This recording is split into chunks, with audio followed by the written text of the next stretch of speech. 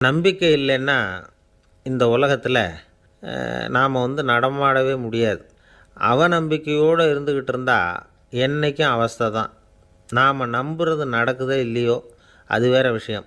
ஆனால் எதையும் நம்பி தான் நாம் அடி வைக்க வேண்டியிருக்கு. வேறு ஒன்றும் வேணாம், ஒரு லாட்ரி சீட்டு வாங்குகிறோம், அது எங்கே நமக்கு விழப்போகுது அப்படிங்கிற அவநம்பிக்கையோடவா வாங்குகிறோம்? பரிசு நமக்கு தான் அப்படிங்கிற நம்பிக்கை உள்ளூர இருக்கிறதுனால தான் அதை வாங்குகிறோம். இருந்தாலும் முடிவு வேறு மாதிரி ஆகிடுது. அதுக்காக மனசு சோர்ந்து போகிறதில்ல, அடுத்த மாதமும் சீட்டு வாங்குகிறோம். இந்த நம்பிக்கை தான் மனித வாழ்க்கைக்கு ஆதாரம். ஒரு கடையில் போய் டீ சாப்பிட்றீங்க, அந்த டீ நல்ல டீ தானா, அதில் விஷம் கலந்துருக்குமா அப்படிங்கிற சந்தேகம் வந்துட்டுதுன்னு வச்சுங்க. அதுக்கப்புறம் அதை எப்படி நீங்கள் சாப்பிட முடியும்? நம்பி தான் சாப்பிட்ணும். ரயில் ஒழுங்காக போய் சேருங்கிற நம்பிக்கை இருக்கிறதுனால தான் அதில் ஏறி உட்காடுறோம். லெட்டர் ஒழுங்காக போய் சேருங்கிற நம்பிக்கை இருக்கிறதுனால தான் பெட்டியில் போடுறோம். சரி, நம்ம கதையெல்லாம் நம்மளோட இருக்கட்டும். மனித நம்பிக்கை எந்த அளவுக்கு உறுதியாகவும் அறிவுபூர்வமாகவும் இருக்கணுங்கிறதுக்கு அலெக்சாண்டர் வாழ்க்கையில் நடந்த ஒரு சம்பவத்தை உதாரணமாக சொல்லலாம். இந்த உலகத்தையே ஜெயிக்கணும்னு புறப்பட்டார் அலெக்சாண்டர். ஒரு கட்டத்தில் அவர் சிட்னஸ் நதி கரைக்கு சேர்ந்தார். அந்த சமயத்தில் அவருக்கு கடுமையான நோய் வந்துட்டுது. அவர் கூடவே வந்திருந்த கிரேக்க வைத்தியர்கள் என்னென்னமோ முயற்சியெல்லாம் பண்ணி பார்த்தாங்க. இருந்தாலும் அலெக்சாண்டருக்கு வந்திருக்கிறது என்ன நோய்ங்கிறத அவங்களால கண்டுபிடிக்க முடியல. ஏன்னா அந்த பகுதியில் உள்ளவங்களுக்கு மட்டுமே அதிகமாக வரக்கூடிய ஒரு வினோதமான நோயாக இருந்தது அது. ஆனால் அவர் இருக்கிற இடம் எதிரியோட இடம், பாரசீக மன்னனோட ஆளுகைக்கு உட்பட்ட இடம். என்ன பண்ணுறது அப்படின்னு எல்லாரும் யோசனை பண்ணாங்க. பாரசீக மன்னனோட அரண்மனையில் இருக்கிற வைத்தியர் வந்தால் இந்த நோயை குணப்படுத்தி விடுவார் அப்படின்னு சொன்னாங்க. இருந்தாலும் எதிரியோட நாட்டில் இருக்கிற வைத்தியரை கூப்பிட்டு எப்படி நம்பி வைத்தியம் பார்க்க சொல்கிறது அப்படின்னு சொல்லி எல்லோரும் தயங்கினாங்க. ஆனால் அலெக்சாண்டர் தயங்கலை.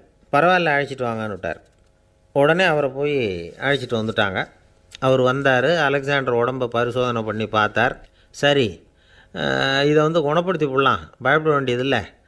ஆனால் இதுக்கு ஒரு மூலிகை ரசம் தயார் பண்ணி கொடுக்கணும். நான் போய் அதை தயார் பண்ணிவிட்டு 2 நாளில் திரும்பி வந்துடுறேன் அப்படின்னு சொல்லிவிட்டு போனார் அந்த வைத்தியர். அதே மாதிரி 2 நாளில் திரும்பி வந்தார் மூலிகை ரசத்தோடு. இதுக்கு இடையில் அலெக்சாண்டரோட தளபதிகளில் ஒருத்தர் ரகசியமாக ஒரு எச்சரிக்கை கடிதம் கொடுத்து அனுப்பியிருக்கிறான். அதை வாங்கி என்ன விஷயம்னு பார்த்தார்.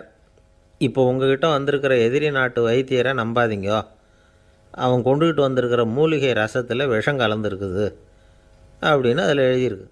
அதை பார்த்தார் அலெக்சாண்டர். இருந்தாலும் கொஞ்சம் கூட அலட்டிக்கலை. வைத்தியர் கொடுத்த மருந்தை வாங்கி கடகடன்னு குடிச்சுட்டு அதுக்கப்புறம் அந்த கடிதத்தில் இருந்த விஷயத்தை அந்த வைத்தியர்கிட்ட சொன்னார். வைத்தியர் திகைச்சு போயிட்டார். தன் மேலே அலெக்சாண்டர் வச்சுருக்கிற நம்பிக்கையை பார்த்து அவருக்கு ரொம்ப வியப்பு. வைத்தியர் உண்மையிலேயே நல்ல மருந்து தான் கொண்டுகிட்டு கொடுத்துருக்கிறார், அதில் விஷம்லாம் எதுவும் கலக்கலை. அதுக்கப்புறம் அலெக்சாண்டர் அந்த வைத்தியரை பார்த்து சொன்னாராம், நம்பிக்கைங்கிற அச்சாணியை ஆதாரமாக வச்சுக்கிட்டு தான் இந்த உலகம் சுற்றிக்கிட்டு இருக்குது. எனக்கு எதிரியாக இருந்தாலும் பாரசீக மன்னர் ரொம்ப பெரியவர். அப்பேற்பட்ட மன்னருடைய அரண்மனை வைத்தியர் தொழில் நேர்மை இல்லாதவராக இருக்க மாட்டார். அப்படி இருந்தால் அவரை அரண்மனை வைத்தியராக வச்சிருக்கவே மாட்டாங்க அப்படின்னு நம்பினேன். என்னுடைய நம்பிக்கை வீண் போகலை அப்படின்னாராம். இதுதான் மானுட நம்பிக்கைங்கிறது. இந்த காலத்துலேயும் இது மாதிரி இந்த மானுட நம்பிக்கையை ரொம்பவும் சாமர்த்தியமாக கையாளுகிற கெட்டிக்காரங்க சில பேர் இருக்கிறாங்க. இந்த காலத்து குரு, அவருக்கு ஒரு சிஷ்யன். குரு முன்னாடி அந்த சிஷ்யன் ரொம்ப பணிவாக நின்று, குருவே, உங்கள் கையால் விஷத்தை கொடுத்தாலும் அதை வாங்கி மடமடன்னு குடிச்சிருவேன் அப்படின்னா. உன்னுடைய குரு பக்தியை மெச்சினேன் அப்படின்னார் குரு. அதுக்கு அந்த சிஷ்யன், அப்படி இல்லை குருவே, உங்கள்கிட்ட சிஷ்யனாக இருக்கிறத விட உங்கள் கையால் விஷத்தை வாங்கி குடிச்சு விட்றது ரொம்ப நல்லது, அதனால தான் அப்படி சொன்னேன் அப்படின்னா. ஒரு காலத்தில் பிரஷ்யா அப்படின்னு ஒரு தேசம் இருந்தது. இப்போ ஜெர்மனி இருக்குல்ல, இதோட பெரும்பகுதி ஒரு காலத்தில் பிரஷ்யாங்கிற பேரில் இருந்தது. அப்போ அதுக்கு அரசராக இருந்தவர் மகா ஃப்ரெடரிக், அதாவது ஃப்ரெடரிக் தி கிரேட் அப்படின்னு சொல்லுவாங்க. அந்த ராஜாவுக்கு ஒரு சந்தேகம், நாம் பல வகையான வரிகளை விதித்து வசூல் பண்ணுறோம், அப்படி பண்ணியும் வருமானம் குறைஞ்சிக்கிட்டே போகுதே, இதுக்கு என்ன காரணமாக இருக்கும்? இதுதான் அவருக்கு ஏற்பட்ட சந்தேகம். ஒரு சமயம் அந்த அரசர் தம்முடைய அமைச்சர்களையும் பிரபுக்களையும் தளபதிகளையும் கூப்பிட்டு ஒரு விருந்து வச்சார். விருந்து முடிஞ்சதும் அவங்கள பார்த்து இந்த சந்தேகத்தை கேட்டார். வரிகள் அதிகமாக விதித்து வருமானம் குறையறதுக்கு என்ன காரணம் அப்படின்னு கேட்டார். பல பேருக்கு இதுக்கு சரியாக பதில் சொல்ல தெரியல. அனுபவசாலியான ஒரு தளபதி எழுந்திருச்சார். அரசே, அது எப்படிங்கிறத இப்போ உங்களுக்கு காட்டுறேன்னார். உடனே ஒரு பெரிய பனிக்கட்டி ஒன்றை தன்னுடைய கையில் எடுத்தார். அதை அப்படியும் எப்படியும் திருப்பி பார்த்தார். அப்புறம் அடுத்தவர்கிட்ட கொடுத்தார். அவரும் அதை அப்படியும் இப்படியும் திருப்பி பார்த்துட்டு அடுத்தபடியாக இருந்தவர்கிட்ட கொடுத்தார். இப்படியே இதை ஒவ்வொருத்தராக பார்த்துட்டு ஒவ்வொரு கையாக மாறி கடைசியில் மன்னர் கைக்கு போய் சேர்ந்தது. மன்னர் கைக்கு அந்த பனிக்கட்டி போய் சேர்ந்தப்போ அது கொஞ்சம் கொஞ்சமாக உருகி ஒரு பட்டாணி கடலை சைஸுக்கு ஆகிட்டுது. மன்னர் யோசனை பண்ணார், வரி அதிகமாக போட்டாலும் வந்து சேர்றது குறைவாக இருக்கிறதுக்கு என்ன காரணம் அப்படிங்கிறது அவருக்கு புரிஞ்சு போச்சு. காலம்தான் மாறிட்டு இருக்கே தவிர இந்த கையூட்டு வாங்குகிற பழக்கம் மாறினதாக தெரியல. இன்னொரு ராஜா இருந்தார்.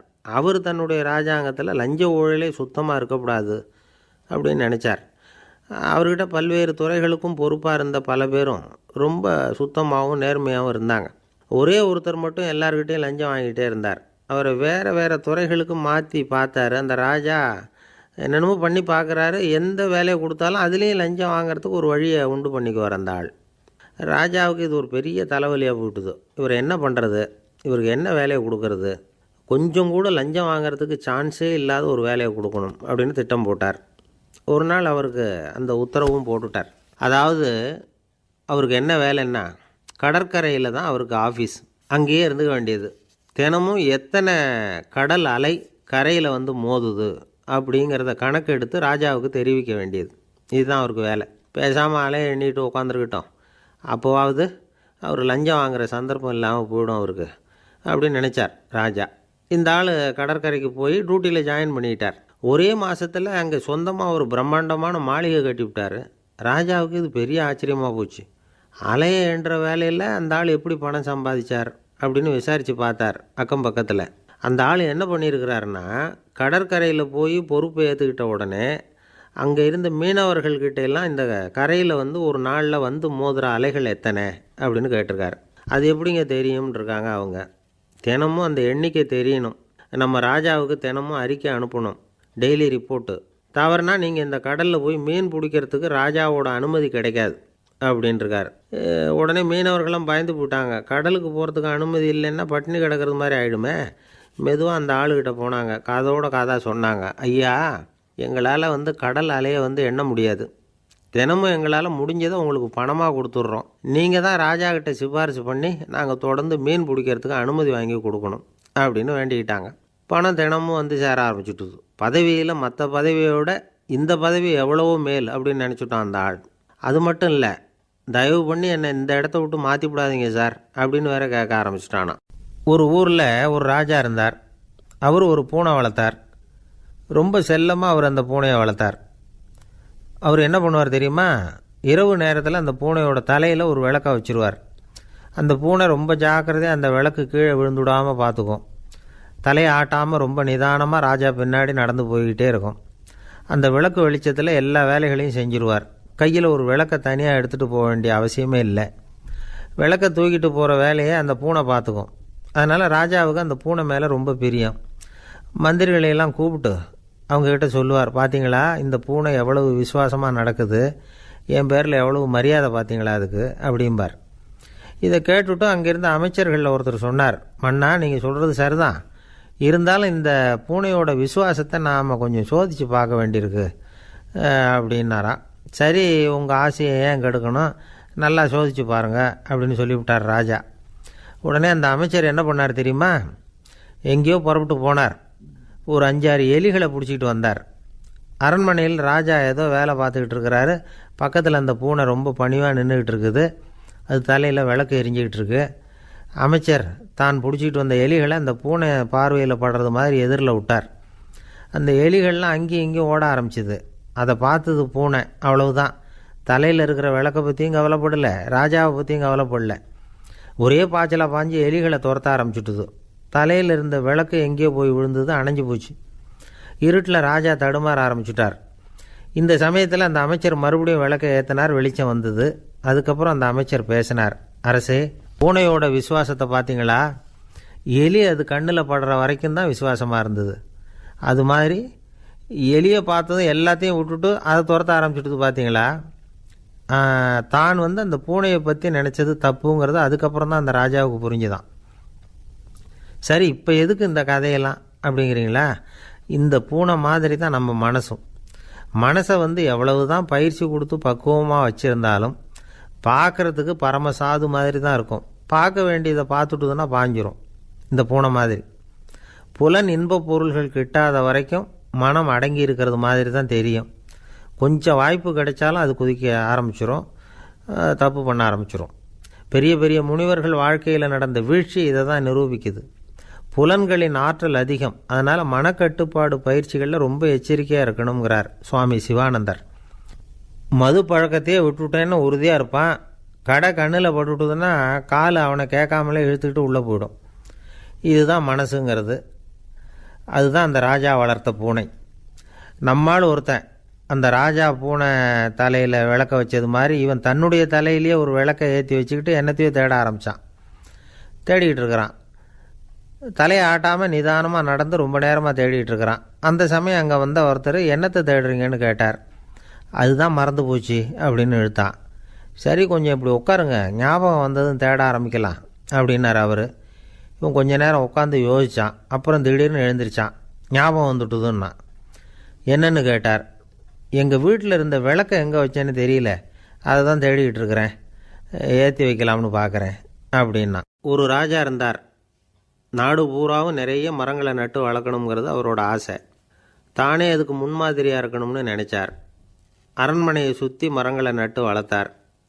இதை பார்த்துட்டு ஜனங்களும் அவங்கவுங்க வீட்டை சுற்றி மரக்கன்றுகளை நட்டு வளர்த்தாங்க. கொஞ்ச காலத்தில் ஊர் பூரா பசுமையாக மாறிச்சு. எல்லாருக்கும் சந்தோஷமாக இருந்தது. இது ஒரு பக்கம் இருக்கட்டும். இப்போ நான் சொல்ல போகிற கதை வேறு.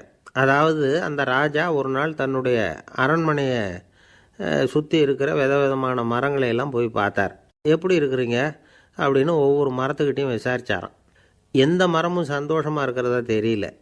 அதுக்கும் மனசில் ஒரு குறை.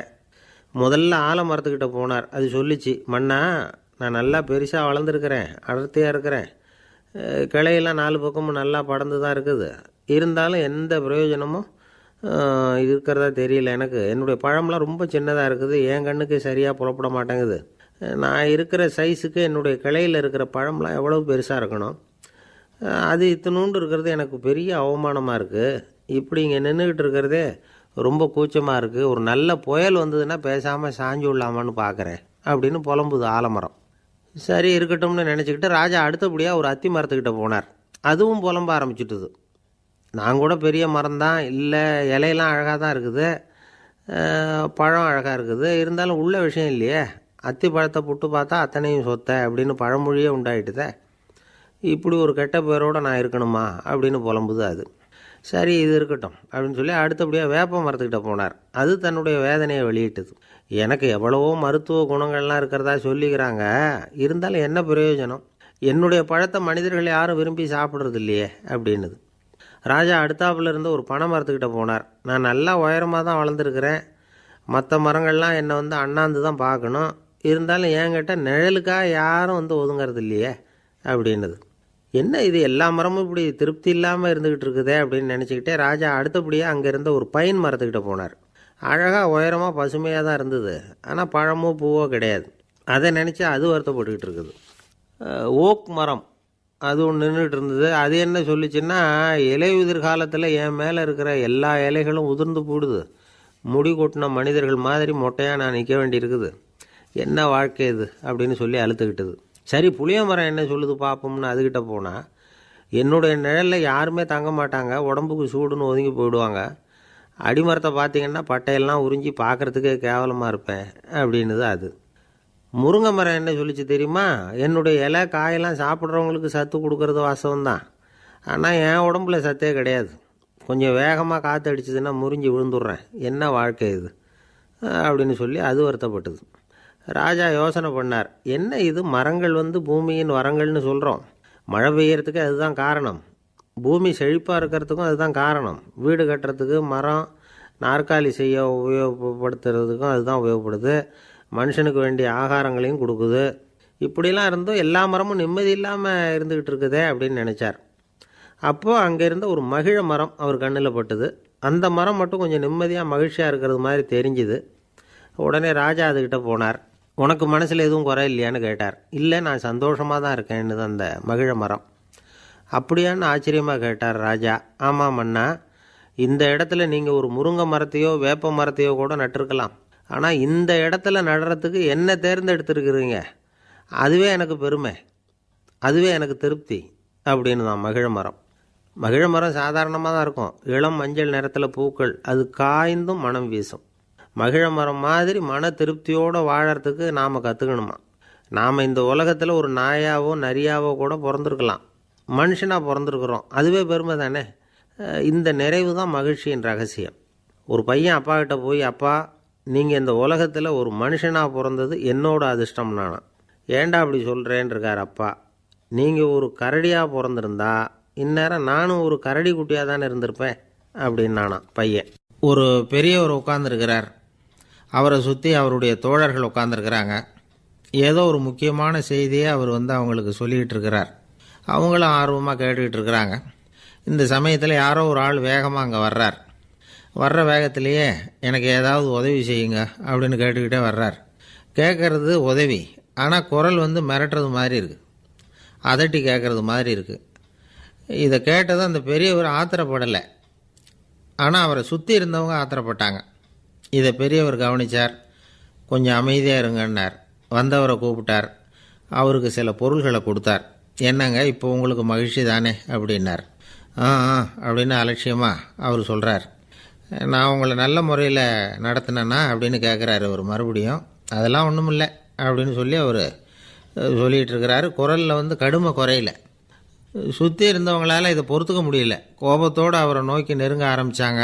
பெரியவர் அவங்களையெல்லாம் தடுத்து நிறுத்தினார். வந்தவரை வாங்க என்னோட அப்படின்னு சொல்லி அழைச்சிட்டு போனார். வீட்டுக்கு போனார்.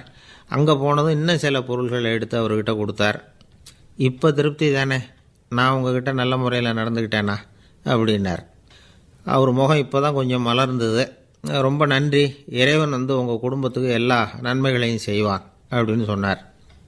இதே வார்த்தைகளை என்னுடைய தோழர்கள்கிட்டே சொல்லிட்டீங்கன்னா அவங்க கோபம் தணிஞ்சிரும், வர முடியுமான்னார். கண்டிப்பாக வர்றேன் அப்படின்னாரு. மறுநாள் காலையில் அந்த இடத்துக்கு வந்தார். அதே மாதிரி சொல்லிவிட்டு அவர் போயிட்டார். தோழர்கள்லாம் ரொம்ப வியப்போடு பெரியவரை பார்த்தாங்க. அந்த பெரியவர் தான் நபிகள் நாயகம். அவர் சொன்னார், ஒருத்தன் ரொம்ப ஆசையாக ஒரு ஒட்டகத்தை வளர்த்துக்கிட்டு வந்தான். ஒரு நாள் அந்த ஒட்டகம் கயத்தை அறுத்துக்கிட்டு ஓடி போயிட்டுது. அக்கம் பக்கத்தில் இருக்கிறவங்கெல்லாம் அந்த ஒட்டகத்தை பிடிக்கிறதுக்கு முயற்சி பண்ணாங்க. அதை துரத்திக்கிட்டு ஓடினாங்க. ஒட்டகம் தாறுமாறாக ஓட ஆரம்பிச்சிது. இந்த சமயத்தில் ஒட்டகத்தை வளர்த்தவன் அங்கே ஓடி வந்தான்.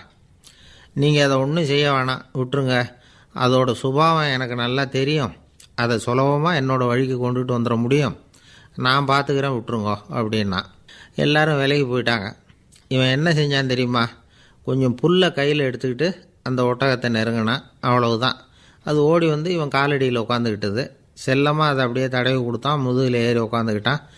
அது பாட்டுக்கு சாதுவாக நடந்து போகுது. இந்த கதையை நபிகள் நாயகம் தம்முடைய தோழர்களுக்கு சொல்கிறார். ஒட்டகத்தை மட்டும் இல்லை, சில மனிதர்களையும் கூட சில விதத்தில் அணுகி தான் அவர்களை சீர்திருத்த வேண்டியிருக்குது அப்படிங்கிறத அவங்களுக்கு உணர்த்தினார். இது ஒரு அழகான உளவியல் அணுகுமுறை.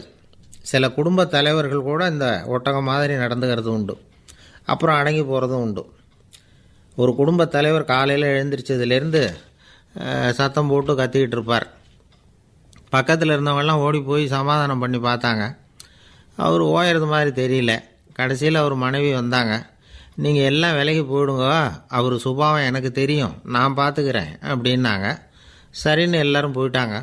சாயந்தரமாக பார்க்குறாங்க, அவர் சத்தம் இல்லாமல் ஒரு மூலையில் உட்காந்துருக்கிறார். ரொம்ப சாதுவா. ஆச்சரியமாக இருந்தது. என்னம்மா பண்ணீங்கன்னு கேட்டாங்க. அது ஒன்றும் இல்லைங்க, ஒரு வேளை சாப்பாட்டை நிறுத்தினேன், பட்னி போட்டேன், அவ்வளவுதான் அப்படின்னாங்க அந்த அம்மா. ஒரு ராஜா ஊரெல்லாம் சுற்றி பார்த்துட்டு வரலாம்னு ஒரு நாள் புறப்பட்டு போனார். ஒரு இடத்துல தறி நெசவு வேலை ரொம்ப மும்முரமாக நடந்துக்கிட்டு இருந்தது. ஒரு பெரியவர் தறியால் நெசவு வேலை செஞ்சுக்கிட்டு இருந்தார். பக்கத்தில் ஒரு அழகான பொண்ணு உட்காந்து நூலை சுற்றிக்கிட்டு இருக்குது. ராஜா அந்த பெரியவரை பார்த்து யார் இந்த பொண்ணுன்னு விசாரித்தார். ராஜா அப்படி கேட்டதும் அவருக்கு ரொம்ப பெருமையாக போயிட்டுது. ஏன்னா உட்காந்துருந்தது அவரோட மகள். அரசே, இது என்னுடைய மகள், இவ வேகமாக நூல் திரிக்கக்கூடியவள், வைக்கோல் எடுத்து இவ திரிச்சா கூட அது எல்லாம் பவுனழையாக வெளியில் வரும் அப்படின்னு ஒரு ராசி இவளுக்கு.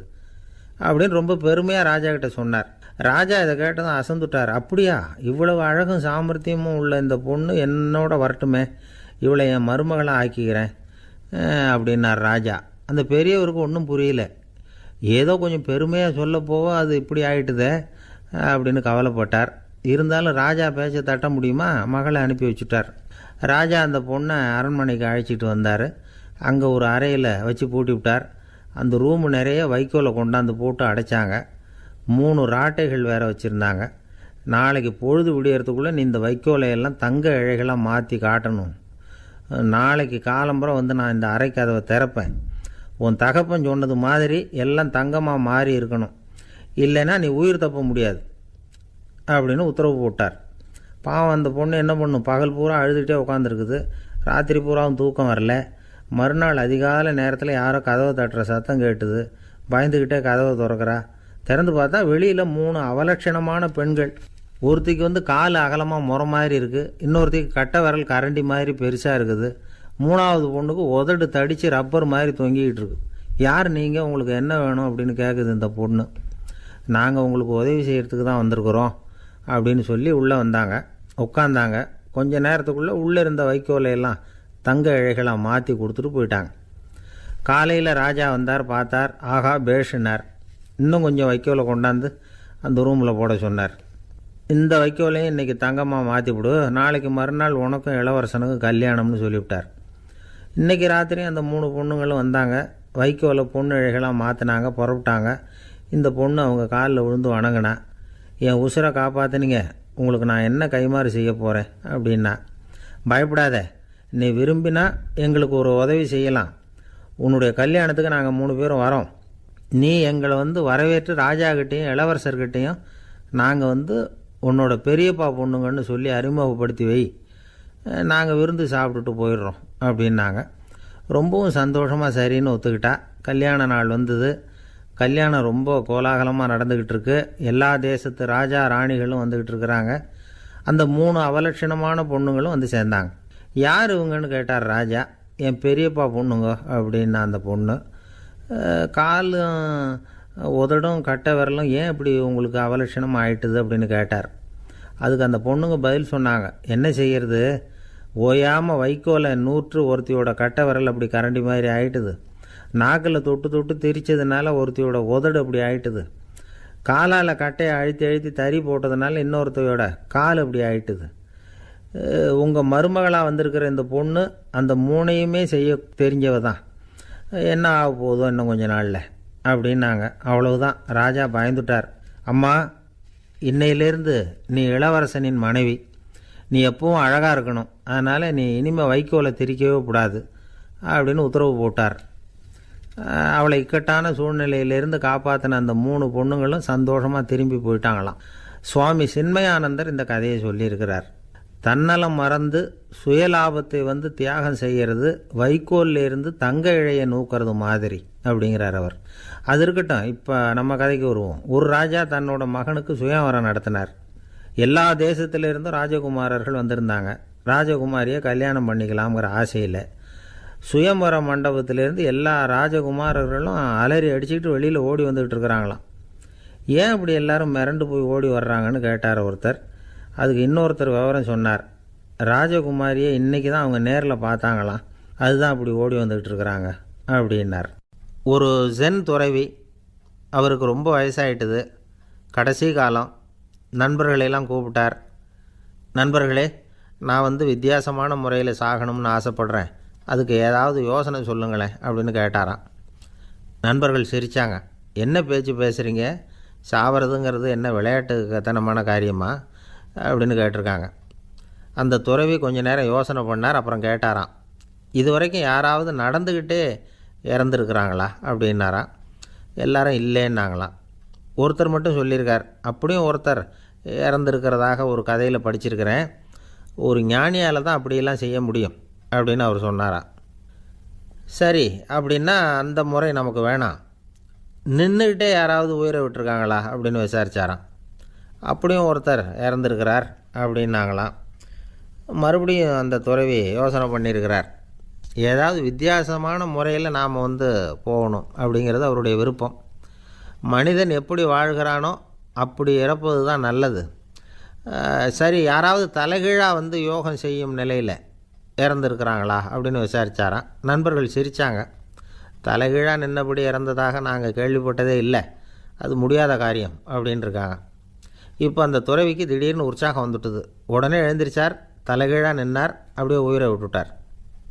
அவ்வளோதான். அந்த மடாலயத்தில் ஒரே குழப்பம். எப்படி அவரை கீழே இறக்கி படுக்க வைக்கிறது அப்படின்னு புரியல. இப்படி உயிர் விடுறதை பற்றி அவங்க இது வரைக்கும் கேள்விப்பட்டதும் இல்லை. உண்மையிலேயே வந்து இவர் வந்து இறந்து தான் போனாராங்கிறதும் தெரியல. சோதித்து பார்த்தாங்க. இதய துடிப்பு, நாடி துடிப்பு எல்லாம் நின்று போயிருந்தது. இவர் எப்பவும் இப்படி தான், என்ன பண்ணுறது இப்போது அப்படின்னு சொல்லி எல்லோரும் குழம்பிக்கிட்டு இருக்கிற சமயத்தில் ஒரு பெரிய ஒரு யோசனை சொன்னார். இந்த துறவியோட மூத்த சகோதரி பக்கத்து மடாலயத்தில் இருக்கிறாங்க, அவங்கள இங்கே அழைச்சிட்டு வந்தால் ஏதாவது வழி கிடைக்கும் அப்படின்னார். அந்த அம்மாவுக்கு 90 வயசு. அழைச்சிட்டு வந்தாங்க. ஒரு குச்சியை ஊன்றிக்கிட்டு அப்படியே மெதுவாக நடந்து வந்தாங்க. வந்து தம்பி, தலைகீழாக நின்று உயிர் விட்டு இறக்கிறத பார்த்தாங்க. தம்பின்னு கூப்பிட்டு பார்த்தாங்க, ஒன்றும் காணோம். உடனே என்ன பண்ணாங்க, தன்னுடைய கைத்தடியால் தம்பியோட உடலை ஒரு தட்டு தட்டினாங்க.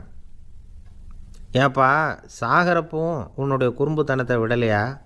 இப்படியாடா சாகிறது, ஒழுங்காக செத்து தொலை அப்படின்னாங்களாம். அவ்வளவுதான். உடனே அந்த துறவி திரும்பி நேராக நின்னார். அக்கா, கோவப்படாத, நான் ஒழுங்காக சாகிறேன், எப்படி செத்தா என்ன, எல்லாம் எனக்கு ஒன்று தான் அப்படின்னு சொல்லிவிட்டு அப்படியே தரையில் படுத்து உயிரை விட்டாராம். அதுக்கப்புறம் அந்த அம்மா கோலை வந்து கையில் எடுத்துக்கிட்டு அப்படியே திரும்பி கூட பார்க்காம அவங்க பாட்டுக்கு போயிட்டாங்களாம். மரணத்தை ஒரு விளையாட்டாக ஆக்கிய அந்த துறவிக்கு வாழ்க்கையே ஒரு விளையாட்டாக தான் இருந்திருக்குது. எந்த நோக்கமும் இல்லாமல் செயல்படுறதுன்னா என்னங்கிறதும் அவருக்கு தெரிஞ்சிருக்குது. பயனை எதிர்பார்க்காமல் பணி செய்து வாழ்ந்து மறைந்த மகான் அவர். தம்முடைய தொழிலை வந்து விளையாட்டு போல் செய்ய தெரிஞ்சவருக்கு வாழ்க்கையே ஒரு விளையாட்டாக மாறிடும். எல்லாமே விளையாட்டாகி விடுகிற போது மரணமும் விளையாட்டாகிவிடும் அப்படிங்கிறது தான் அந்த தத்துவம். ஆனால் அதுக்கு முன்னாடி உங்களுக்குள்ளே இருக்கிற உண்மையான நடிகனை வந்து நீங்கள் அடையாளம் கண்டுபிடிக்கணும். நீங்கள் நடிக்க வேண்டியதே இல்லை, நீங்கள் ஏற்கனவே நடிச்சுக்கிட்டு தான் இருக்கிறீங்க. நீங்கள் இந்த உண்மையை தெரிஞ்சுக்கணும், அவ்வளவுதான். இதுதான் ஞானிகளுடைய கருத்து. நீங்கள் தெருவில் நடந்து போயிட்டுருக்கிறீங்க, எதிரில் வர்றவர் உங்களை பார்த்து எப்படி இருக்கிறீங்கன்னு கேட்குறார். நல்லா இருக்கிறேங்கிறீங்க. உண்மையிலேயே நாம் நல்லா இருக்க மாட்டோம், ஏதாவது உடம்புல கோளாறு இருக்கும். ஆனால் அப்படி சொல்லுவோம், நல்லா இருக்கிறேன் அப்படின்னு. அது நடிப்பு தானே. உங்களை சந்தித்ததில் ரொம்ப மகிழ்ச்சி அப்படின்னு சொல்கிறோம். உடனே கொஞ்சம் நிதானமாக யோசித்து பாருங்கள், உண்மையிலேயே உங்கள் மனசு மகிழ்ச்சி அடைஞ்சுட்டுதா? அது நடிப்பு தானே. வாழ்க்கையை சரியாக புரிஞ்சுக்கிட்டால் எல்லாமே நடிப்புங்கிறது புரியும். கல்யாண பத்திரிக்கை அனுப்பியிருந்தேனே, ஏன்டா வரலன்னு கேட்டான் ஒருத்தன். வந்திருந்தேனே அப்படின்னானா இவன். டேய், ஏன்டா போய் சொல்கிற, நான் பத்திரிக்கையே உனக்கு அனுப்பலையே அப்படின்ட்டுருக்கான் அவன். அதுக்கு இவன் சொன்னானா, பத்திரிக்கை அனுப்புனேன்னு நீ போய் சொல்கிறப்போ கல்யாணத்துக்கு வந்தேன்னு நான் போய் சொல்லக்கூடாதா அப்படின்னானா. ஒரு பெரிய பியானோ கலைஞர் வியன்னாவில் இருந்தார். ரொம்ப புகழ்பெற்ற இசை கலைஞர் அவர். இங்கிலாந்து மகாராணி விக்டோரியா அவருடைய சங்கீதத்தை கேட்கணும்னு ஆசைப்பட்டாங்க. அவரை அரண்மனைக்கு கூப்பிட்டாங்களாம். பியானோ வாசிக்க சொல்லி கேட்டாங்களாம். இவரும் ரொம்ப பிரமாதமாக வாசித்து காட்டியிருக்கார்.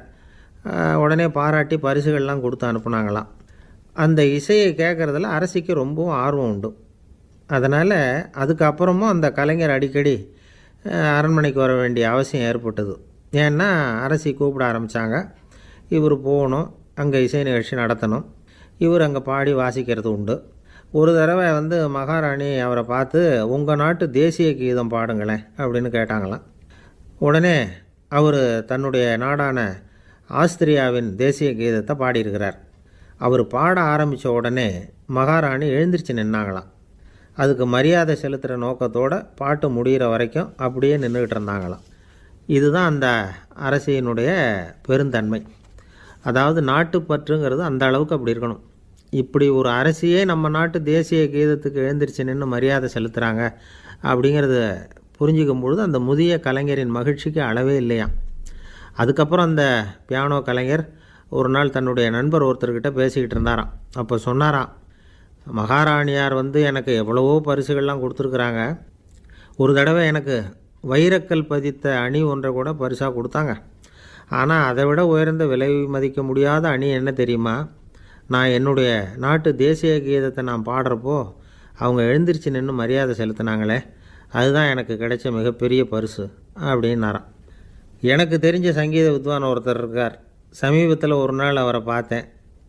எப்படி போயிட்டுருக்கு உங்கள் தொழில் அப்படின்னு கேட்டேன். ரொம்பவும் வித்தியாசமாக போயிட்டுருக்குங்க அப்படின்னார். என்ன சொல்கிறீங்க அப்படின்னேன். முன்னாடியெல்லாம் நான் பாடினா எதிரில் இருக்கிறவங்க தான் எழுந்திரிச்சு போயிட்டு இருந்தாங்க.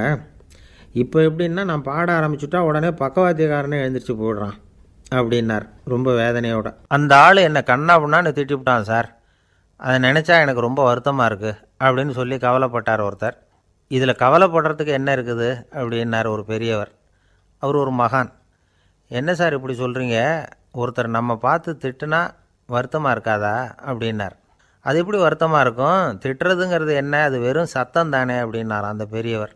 நம்ம ஆளுக்கு தலையை பிச்சுக்கலாம் போல் இருந்தது. இருக்காது அப்படின்னா நமக்கே அப்படி தானே தோணுது. அந்த பெரியவர் சொல்கிறது ரொம்ப பெரிய விஷயம். அதை நாம் புரிஞ்சிக்க முயற்சி பண்ணலாம்னா நடைமுறை வாழ்க்கைக்கு அது ஒத்து வர்றது மாதிரி தெரிய மாட்டேங்குது. இருந்தாலும் அந்த பெரியவர் அதுக்கு என்ன தான் விளக்கம் கொடுக்குறாருன்னு பார்ப்போமே. ஒரு ரயில் போயிட்டுருக்கு, அதில் ஒரு சாது போயிட்டுருக்கார். அந்த ரயில் அவர் ஹரித்வாரம் போயிட்டுருக்கார். அவர் ரயிலில் ஏகப்பட்ட கூட்டம். நம்ம ஊர் ரயில் கேட்கவா வேணும், டிக்கெட் வாங்கிட்டு கொஞ்சம் பேர், வாங்காத கொஞ்சம் பேர். அது என்னத்துக்கு அனாவசியமாக டிக்கெட் அப்படிங்கிற நினப்பில் பாதி பேர். இந்த கூட்டத்துக்கு மத்தியில் அந்த சாதுவும் போயிட்டுருக்கிறார். உட்கார்றதுக்காக இருந்த இடத்துல ஒரு ஆள் படுத்துருக்கிறான். கொஞ்சம் முரட்டு ஆசாமி. அவன் கால் பக்கத்தில் கொஞ்சோண்டு இடம் பாக்கி இருந்தது. அந்த இடத்துல இந்த சாது உட்காந்துருந்தார்.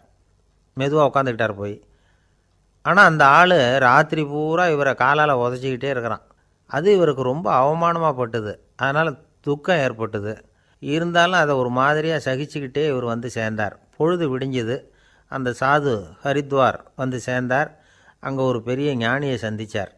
ராத்திரி ரயிலில் அந்த ஆள் உதைச்சதையும் அதனால் தனக்கு ஏற்பட்ட துக்கத்தையும் இந்த சாது அந்த ஞானிகிட்ட சொன்னார். சொல்லிவிட்டு, ஏன் சுவாமி, எனக்கு துக்கம் ஏற்பட்டதே அது தப்பா அப்படின்னு கேட்டார். தவறு தான்னார் அந்த ஞானி. உனக்கு இன்னமும் தேக அபிமானம் போகலைங்கிறது தான் அது காட்டுது. அஷ்டாவக்கிரர் என்ன சொல்கிறார் தெரியுமா? உண்மையான ஞானி யாராவது தன்னை வந்தனை செய்தால் அதற்காக சந்தோஷப்பட மாட்டார், யாராவது நிந்தனை செய்தால் அதற்காக வருத்தப்பட மாட்டார் அப்படின்னு சொல்கிறார். நிந்தனைங்கிறது ஒரு ஒலி தான். தேகாபிமானம் இருக்கிற வரைக்கும் இந்த ஒலி நம்மளை வேதனைப்படுத்தும். நான் தேகம் இல்லை, ஆத்மா அப்படிங்கிற நினைவு இருந்தால் இந்த ஒலி நம்மளை பாதிக்காது. மனு என்ன சொல்கிறார் தெரியுமா? ஒரு சாதகன் பாராட்டுதலை விஷம்னு நினச்சி பயப்படணும், அவமானத்தை அமிர்தம்னு நினச்சி சந்தோஷப்படணுங்கிறார். அவமானப்பட்டால் கவலைப்படாமல் எப்படி இருக்க முடியும் அப்படின்னு தான் நமக்கு தோணும். அதனால தான் நம்மளில் யாரும் இதுக்கு உதாரணமாக யாரையும் காட்ட முடியல. புத்தரையும் கபீரையும் உதாரணமாக காட்டுறாங்க. அவங்களுக்கெல்லாம் அவமானம் ஏற்பட்டப்போ கவலையே படலையாம். புத்தரை அவமானப்படுத்தணுங்கிறதுக்காக கௌசாம்பி ராணி ஒரு இளம் பெண்ணை கொலை பண்ணி சடலத்தை புத்தர் குடிசைக்கு முன்னாடி போட சொன்னார். போட்டாங்க. புத்தர் தான் அந்த பொண்ணை கெடுத்து கொலை பண்ணிவிட்டார்னு எல்லாரும் நினச்சாங்க. ஆனால் புத்தர் இதை பற்றி கவலையே படலை. அப்புறமா உண்மை தெரிஞ்சதும் புத்தர் புகழ் இன்னும் அதிகமாகிட்டுது. ஒரு பெரிய சபையில் ஒரு மோசமான பொண்ணு நுழைஞ்சி தனக்கும் கபீருக்கும் சம்பந்தம் உண்டுன்னு சொன்னான். கபீர் கவலைப்படலை. அவங்க மாதிரியெல்லாம் நாமளும் இருக்க கற்றுக்கணும். நிந்தனை, அபகீர்த்தி, அவமானம் எல்லாம் ஆண்டவன் கொடுக்குற பிரசாதம்னு நினைக்கணும் அப்படின்னு சொல்கிறார் அந்த ஞானி. இதை கேட்ட இந்த காலத்து ஆசாமி ஒருத்தர், நான் கூட அப்படி தான் சார், யாராவது அவமானப்படுத்தினா கவலைப்பட மாட்டேன். நேற்று கூட ஒருத்தர் என்ன பலார்னு அரைஞ்சுட்டார், நான் கொஞ்சம் கூட கவலைப்படலை, பேசாமல் வந்துட்டேன்னார். ஏன் அப்படி வந்துட்டீங்க அப்படின்னேன். அவர் அரைஞ்சதுலேயும் ஒரு அர்த்தம் இருந்தது, அதனால தான் அப்படி வந்துட்டேன்னார். ஏன் அரைஞ்சாருன்னு கேட்டேன். 10 வருஷத்துக்கு முன்னாடி 15 ரூபா அவர்கிட்ட கடன் வாங்கினேன், அதை கேட்டு கேட்டு பார்த்துட்டு கடைசியாக தான் அரைஞ்சார் அப்படின்னார். ஆண்டவனுடைய பிரசாதம் இவருக்கு அடிக்கடி கிடைக்கும் போல இருக்குது. ஆசைப்படுறதில் தப்பு இல்லை, ஆனால் அந்த ஆசை தேவைக்கு தகுந்த மாதிரி இருக்கணும். தேவைக்கு மீறிய ஆசைகள் இருக்குது பாருங்கள், அது தேவையில்லை. இந்த கருத்தை வலியுறுத்தது மாதிரி ஒரு கதை உண்டு. தேவேந்திரனுக்கு திடீர்னு வீடு கட்டணும்னு ஒரு ஆசை வந்து தான். வீடுன்னா நாம் கட்டுற மாதிரி இல்லை. தேவேந்திரன் வீடுன்னா சும்மாவா? ஒரு பிரம்மாண்டமான அரண்மனை கட்டணும். அது மாதிரி இந்த 3 லோகத்துலேயும் ஒரு அரண்மனை கிடையாது அப்படின்னு எல்லாரும் சொல்லணும். இது அவனோட ஆசை. உடனே தேவ தச்சரான விஸ்வகர்மாவை கூப்பிட்டான், உத்தரவு போட்டான். விஸ்வகர்மா தன்னுடைய உதவியாளர்களை எல்லாம் கூப்பிட்டு ஒன்றா சேர்த்துக்கிட்டார். படாத பாடுபட்டு ஒரு பெரிய அரண்மனையை கட்டி முடித்தார். கட்டி முடிக்க 1000 வருஷம் ஆச்சு. தேவேந்திரன் வந்து பார்க்குறான். அவனுக்கு திருப்தி ஏற்படலை. என்னுடைய அந்தஸ்துக்கு இது ரொம்ப சாதாரணமான கட்டிடம், இதை விட இன்னும் பெருசாக கட்டு அப்படின்னா. தேவ தச்சர் திணறி போயிட்டார். அவரால் அதுக்கு மேலே எதுவும் செய்ய முடியல. என்ன பண்ணுறதுன்னு யோசனை பண்ணார். நேராக நாரதர் காலில் போய் விழுந்தார். நீங்கள் தான் என்னை இந்த பிரச்சனையிலேருந்து காப்பாற்றணும்னார். நாரதர் யோசனை பண்ணார். சரி, கவலைப்படாதேன்னார். நேராக இந்திரன்கிட்ட போனார். இந்திரன் வந்து நாரதரை பார்த்த உடனே வாங்கன்னு கூட்டிகிட்டு போய் அரண்மனையை காட்டினான். இது மாதிரி ஒரு அரண்மனையை நீங்கள் வேறு எங்கேயாவது பார்த்துருக்குறீங்களா அப்படின்னு ரொம்ப பெருமையாக கேட்டான். நான் பார்த்ததில்ல, ஆனால் என்னை விட வயசில் மூத்தவர் மகரிஷி லோமேசர், அவர் ஒரு வேளை பார்த்துருக்கிறாரா என்னமோ அப்படின்னார். உடனே அவரை மனசில் நினச்சி தியானம் பண்ணினார். அடுத்த கணம் லோமேசர் அங்கே வந்தார். இடையில் ஒரு சின்ன துண்டு, கையில் ஒரு கமண்டலம், தலையில் ஒரு பாய், அவ்வளவுதான் அவர்கிட்ட இருந்தது. எதுக்காக தலையில் எந்த பாய் அப்படின்னு கேட்டான் இந்திரன். என்ன மாதிரி அற்ப ஆயுள் உள்ள ஒரு ஜீவன் தனியாக வீடு கட்டிக்கிட்டு திண்டாடணுமா? இந்த பாய் தான் ஒரு வீடு மாதிரி எனக்கு நிழல் கொடுக்குது அப்படின்னார் அவர். என்னது, உங்களுக்கு வந்து அவ்வளவு கொஞ்சமான ஆயுளா அப்படின்னு ஆச்சரியத்தோடு கேட்டான் இந்திரன். ஆமாம், இதை பாரு, என்னுடைய மார்பில் ஒரு பொற்காசு அளவுக்கு ரோமம் உதிர்ந்துட்டுது. எப்போ என் உடம்புல உள்ள எல்லா ரோமமும் உதிர்ந்துருமோ அப்போ என்னுடைய ஆயுள் முடியும் அப்படின்னார். எப்போ அந்த ரோமங்கள் பூரா உதிரும்னு கேட்டான் இவன். ஒரு பிரம்மா மறைஞ்சதும் ஒரு ரோமம் உதிரும். என் உடம்புல உள்ள ரோமங்களின் எண்ணிக்கை எவ்வளவோ அவ்வளவு பிரம்மாக்கள் தோன்றி அவங்க ஆயுள் முடியும் பொழுது என் உடம்புல உள்ள ரோமங்கள் பூரா உதிரும் அப்படின்னார். அப்படின்னா ஒரு பிரம்மாவோட ஆயுள் எவ்வளவு காலம்னு கேட்டான். ஒரு பிரம்மாவுக்கு 100 தேவ வருஷம். ஒவ்வொரு தேவ வருஷத்துக்கும் 365 தேவ நாள். ஒவ்வொரு தேவ நாள்லேயும் ஒன்றை மாதிரி 14 இந்திரர்கள் தோன்றி மறைகிறாங்க அப்படின்னு மகரிஷி லோமேசர் சொல்கிறார். இதை கேட்டதும் இந்திரன் ஆடி போயிட்டான். அவ்வளவு ஆயுள் உள்ள இவரே அற்ப ஆயுள்னு சொல்கிறார். நான் என்னுடைய ஆயுளை பெருசாக நினச்சிக்கிட்டு பிரம்மாண்டமான அரண்மனை கட்டணும்னு ஆசைப்படுறேனே அப்படின்னு நினச்சான். எனக்கு வீடு கட்டின வரைக்கும் போதும்னு விட்டான். அதனால் நாமெல்லாம் நம்முடைய தேவைக்கு தகுந்த மாதிரி ஆசைப்படுறது தான் நியாயம். ஆனால் அப்படியே நடந்துக்கிறோம்.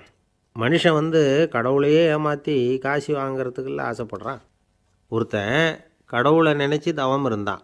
கடவுள் நேரில் வந்தார். தேவலோகத்தில் ரூபாய்க்கெல்லாம் என்ன மதிப்புன்னு கேட்டான். அங்கெல்லாம் ரூபாய்ங்கிறது உங்கள் பணத்தில் 1 கோடி ரூபாய்க்கு சமம். அதாவது தேவலோகத்தில் 1 ரூபான்னா இங்கே 1 கோடி ரூபா. அது மாதிரி எங்களுக்கு ஒரு நாளுங்கிறது உங்கள் கணக்கில் 1 கோடி வருஷத்துக்கு சமம் அப்படின்னார் கடவுள். அப்படின்னா எனக்கு நீங்கள் அதிகமாக எதுவும் தர வேணாம், உங்கள் கணக்குப்படி ஒரே 1 ரூபா கொடுங்க, அது போதும்னா இவன் ரொம்ப சாமர்த்தியமாக. கடவுள் யோசனை பண்ணார். அது ஒன்றும் கஷ்டம் இல்லை, 1 ரூபா தானே கேட்குற, கொடுத்துட்றேன். ஆனால் இப்போ வரும்பொழுது நான் எடுத்துக்கிட்டு வரல, எங்கள் கணக்குப்படியே 1 நாள் பொறுத்துக்க பணத்தோடு வந்துடுறேன் அப்படின்னு சொல்லிவிட்டு பறந்து போயிட்டார். பிரம்மத்தை அறிந்தவன் பிரம்மமாகிறான் அப்படின்னு ஒரு பெரியவர் பேசினார் ஒரு கோவிலில். தைத்திரிய உபனிஷத்து அப்படி சொல்லுதான். இதை கேட்கும் பொழுது நமக்கு ஒரு சந்தேகம் வரும். அது எப்படி? பிரம்மத்தை அறிந்தவன் பிரம்மமாகிறான்னா, சிங்கத்தை அறிந்தவன் சிங்கமாகிறானா, தோசையை அறிந்தவன் தோசை ஆகிறானா? இப்படிப்பட்ட சந்தேகம் நமக்கு வர்றதில் ஒன்றும் ஆச்சரியம் இல்லை. இது இயற்கை. இதுக்கும் அந்த பெரியவரே பதில் சொல்கிறார். சிங்கம் வேற, நாம் வேற. அதனால் சிங்கத்தை அறிந்தவன் சிங்கமாக மாட்டான். ஆனால் பிரம்மம் வேற, நாம் வேற இல்லை. அதனால் பிரம்மத்தை அறிந்தவன் பிரம்மமாகிறான் அப்படிங்கிறது அவரோட விளக்கம். மனிதன் அவன்தான் தான் பிரம்மங்கிறது தெரியாதனால தான் அதை வேறு எங்கேயோ தேடிகிட்டு இருக்கிறான். கடைசியில் அது தான் தாங்கிறது புரிஞ்சுக்கிற பொழுது அவன் பிரம்மம் ஆகிடுறான். இதை விளக்கிறதுக்கு ஒரு உபநிஷத்து கதையே இருக்குது. நமக்கு தெரிஞ்ச கதை தான், ஆனால் அதை வேறு விதமான அர்த்தத்தில் விளையாட்டாக சொல்லிகிட்டு இருக்கிறோம். ஒரு சமயம் ஒரு 10 நண்பர்கள் ஒரு காட்டு வழியாக போய்கிட்டு இருக்கிறாங்க. குறுக்க ஒரு நதி, அதை கடந்து அடுத்த பக்கம் போகணும். எல்லோரும் ஒரு வழியாக கடந்து அடுத்த கரைக்கு போய் சேர்ந்துட்டாங்க. அங்கே போய் சேர்ந்ததுக்கப்புறம் எல்லோரும் பத்திரமா வந்து சேர்ந்துட்டோமா அப்படின்னு தெரிஞ்சுக்கிறதுக்காக எண்ணி பார்க்குறான் அந்த கூட்டத்து தலைவன். அவங்க மொத்தம் 10 பேர். ஆனால் இவன் எண்ணி பார்க்குறப்போ 9 தான் வருது. ஏன்னா அவன் தன்னை விட்டுவிட்டான். எதிரில் நிற்கிறவங்கள மட்டுமே எண்ணுறான். ஐயோ 10வது ஆள் எங்கேங்கிறான், பதறான். சரி நீ இரு, நான் எண்ணி பார்க்குறேன்னு சொல்லிவிட்டு இன்னொருத்தன் வந்து எண்ணுறான். அவனும் தன்னை விட்டுட்டு எண்ணுறான். 9 தான் வருது. எல்லோரும் கொய்யோ முறையோன்னு கத்த ஆரம்பிச்சிட்டாங்க. அந்த சமயத்தில் ஒரு பெரியவர் அந்த பக்கமாக வர்றார். என்ன விஷயம்னு விசாரிக்கிறார்.